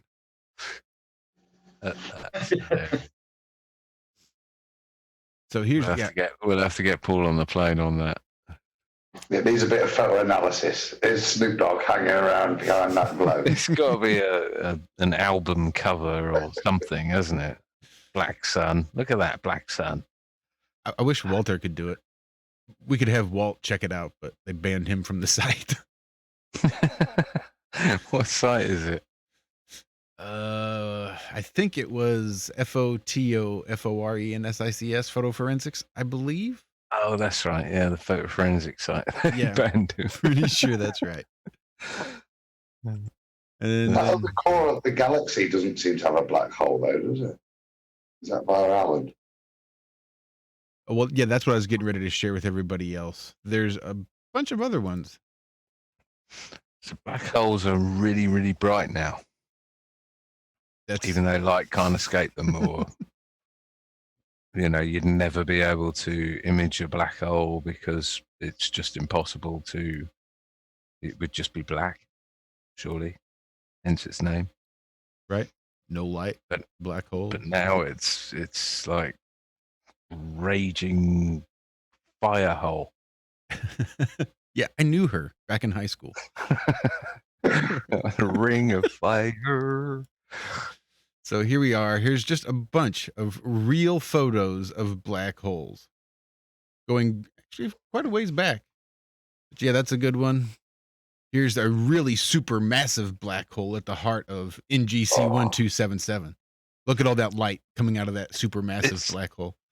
It's not very black, though, is it? It is not. Well, here we go. If black holes are black, then what are we seeing? This video gives us a simple demonstration on how black hole works. Once something falls into a black hole, the event horizon, its light can't escape. But until then, we can see it. Noticed how, that's on a video about, here we go, the simulation of a black hole. A coin-operated black hole, look at that. Put your quarter in and you get a black hole. I think I knew her in high school too. I've seen toilets like that in Japan. Here's a black hole to be. Stellar mass black holes. Ooh, look at that. A black hole flare up. Look at all these beautiful. Don't you hate it when your black hole flares up, though? There's a cream for that. How to see. All right. I nearly spit over my keyboard there. So let me just get this right, Josh. Up until now, up until the Snoop Dogg picture, we could always see the light because there was a bit of light that was in the center of that and fall into the hole of the black hole. So we could see that because it hadn't fallen in yet. But now they've managed to see through that light to see the darkness. It's absolutely amazing. That's technology. I'm in awe. Can Mike model it for us? Probably not. Hey, Mike, would you come model your black hole for us, please? He's never coming back on. Dash impossible. Here's a black hole chomping its companion star. Ooh, here's a close-up. Look at all that light. Look at the detail in that X-ray. You can tell it's a black hole because it's so light.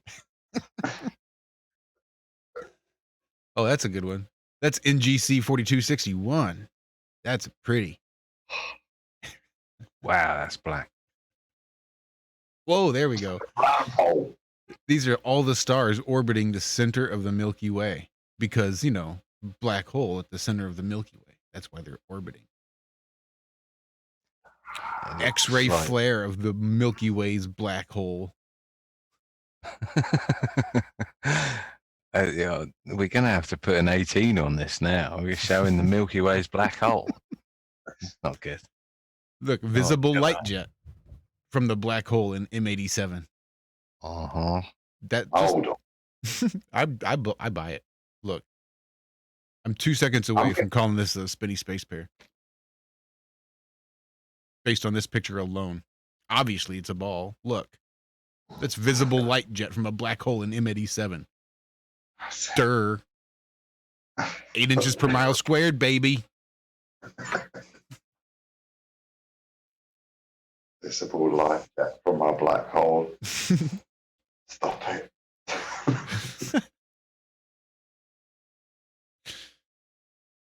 Adam, you're on mic time, aren't you? It's nearly 3 o'clock over there. That's why it's getting trippy talking about this. So here's a bunch of great black hole videos. If you're curious, just look up mature black hole videos. It's a great way to Mature black hole. That's what how to see mature black holes. I'm sure that's the great way to do it. Get the fudge out of here. Go to Google, put in mature black hole videos, and see what pops up. I guess it doesn't have to be an 18 anymore. We've gone on to mature black holes, not adolescent The black VPN holes. to get them all. Oh, see this. Look, remember Einstein's equation of E equals mc squared? The energy is the amount released. The m is the mass of the star or the other object disintegrating in the black hole's demolition derby.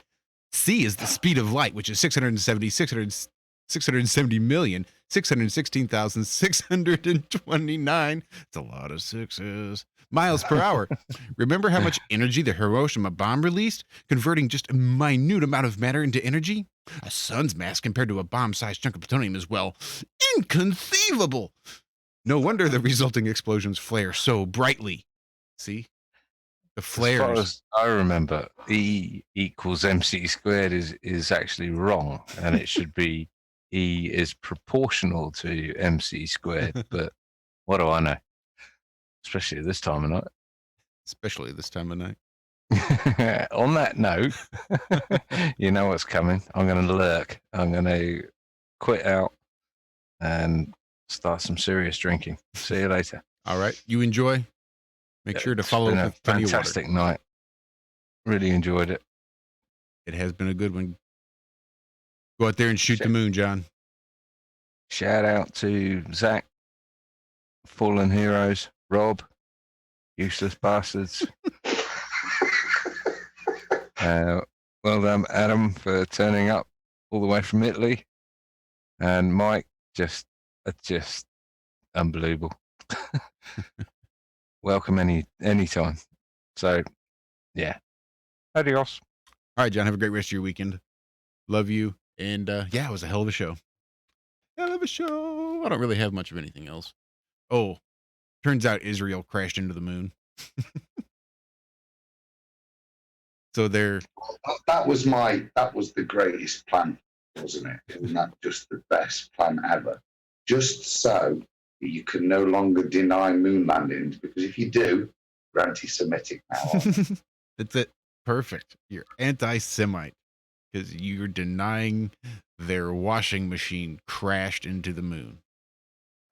Apparently, it's only the size of about a washing machine, is what I saw. So, no wonder the damn thing crashed. Too much gravity up there in our atmosphere, holding the atmosphere to our ball. You see, that's how gravity in the atmosphere works. So They probably didn't calculate the amount of atmosphere. They probably based it on the previous amount of atmosphere between here and there. No way to update it once it launched. Yeah. It was destined for disaster. That's probably what it was. They probably withheld that information, waiting for the Israelis to launch their moon lander because they're the anti-Semites.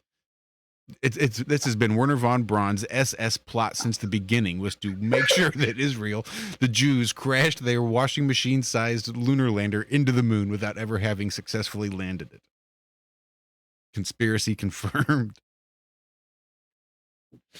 Does the heavens show it their handiwork?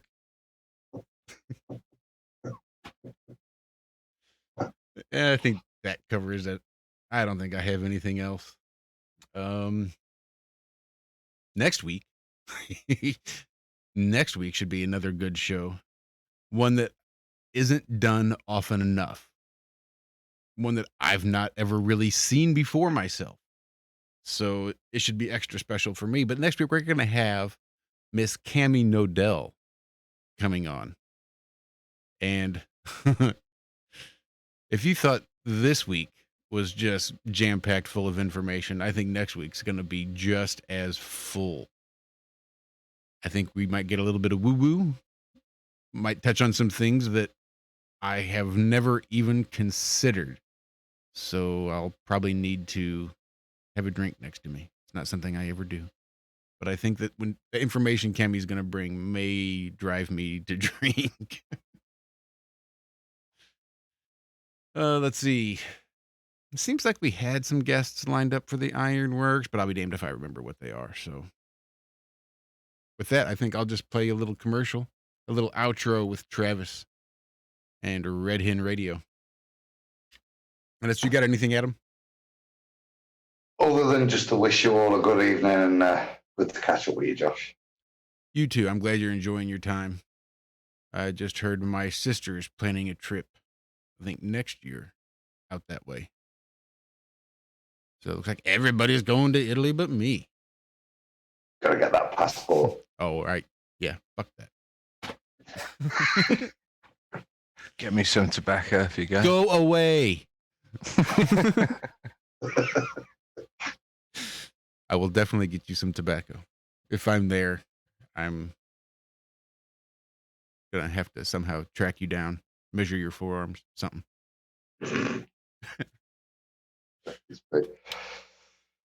All right, Walter, Zach, I love you. Rob, wish you could have been here, but you're on vacation. You're out on holiday enjoying the beach and the sun and the babes, the surfing. I couldn't even tell you last time I was on a vacation. Screw you all. I am out of here. Yeah, you've left me with a bad image of robbing a pair of budgie smugglers on the beach now. Thanks for that. Well, that's better than picturing him without them. Thanks for that. All right, everybody. Love you. We will see you all right back here next week, next Friday, for another episode of Have No Sphere, right here on the Iron Rail Media YouTube channel. Don't forget us over there on truthfrequencyradio.com, tfrlive.com, and iHeartRadio for the Ironworks every Tuesday and Friday at 4 a.m. Central. That makes it 10 a.m. Greenwich Mean Time. We'll see you all. Bye-bye. Welcome to the show where you don't know if it's part of the show. Welcome to Red Hen Radio, where truth fears no investigation. What do you know? What do you believe? Who are you? Where did you come from? Where are you going?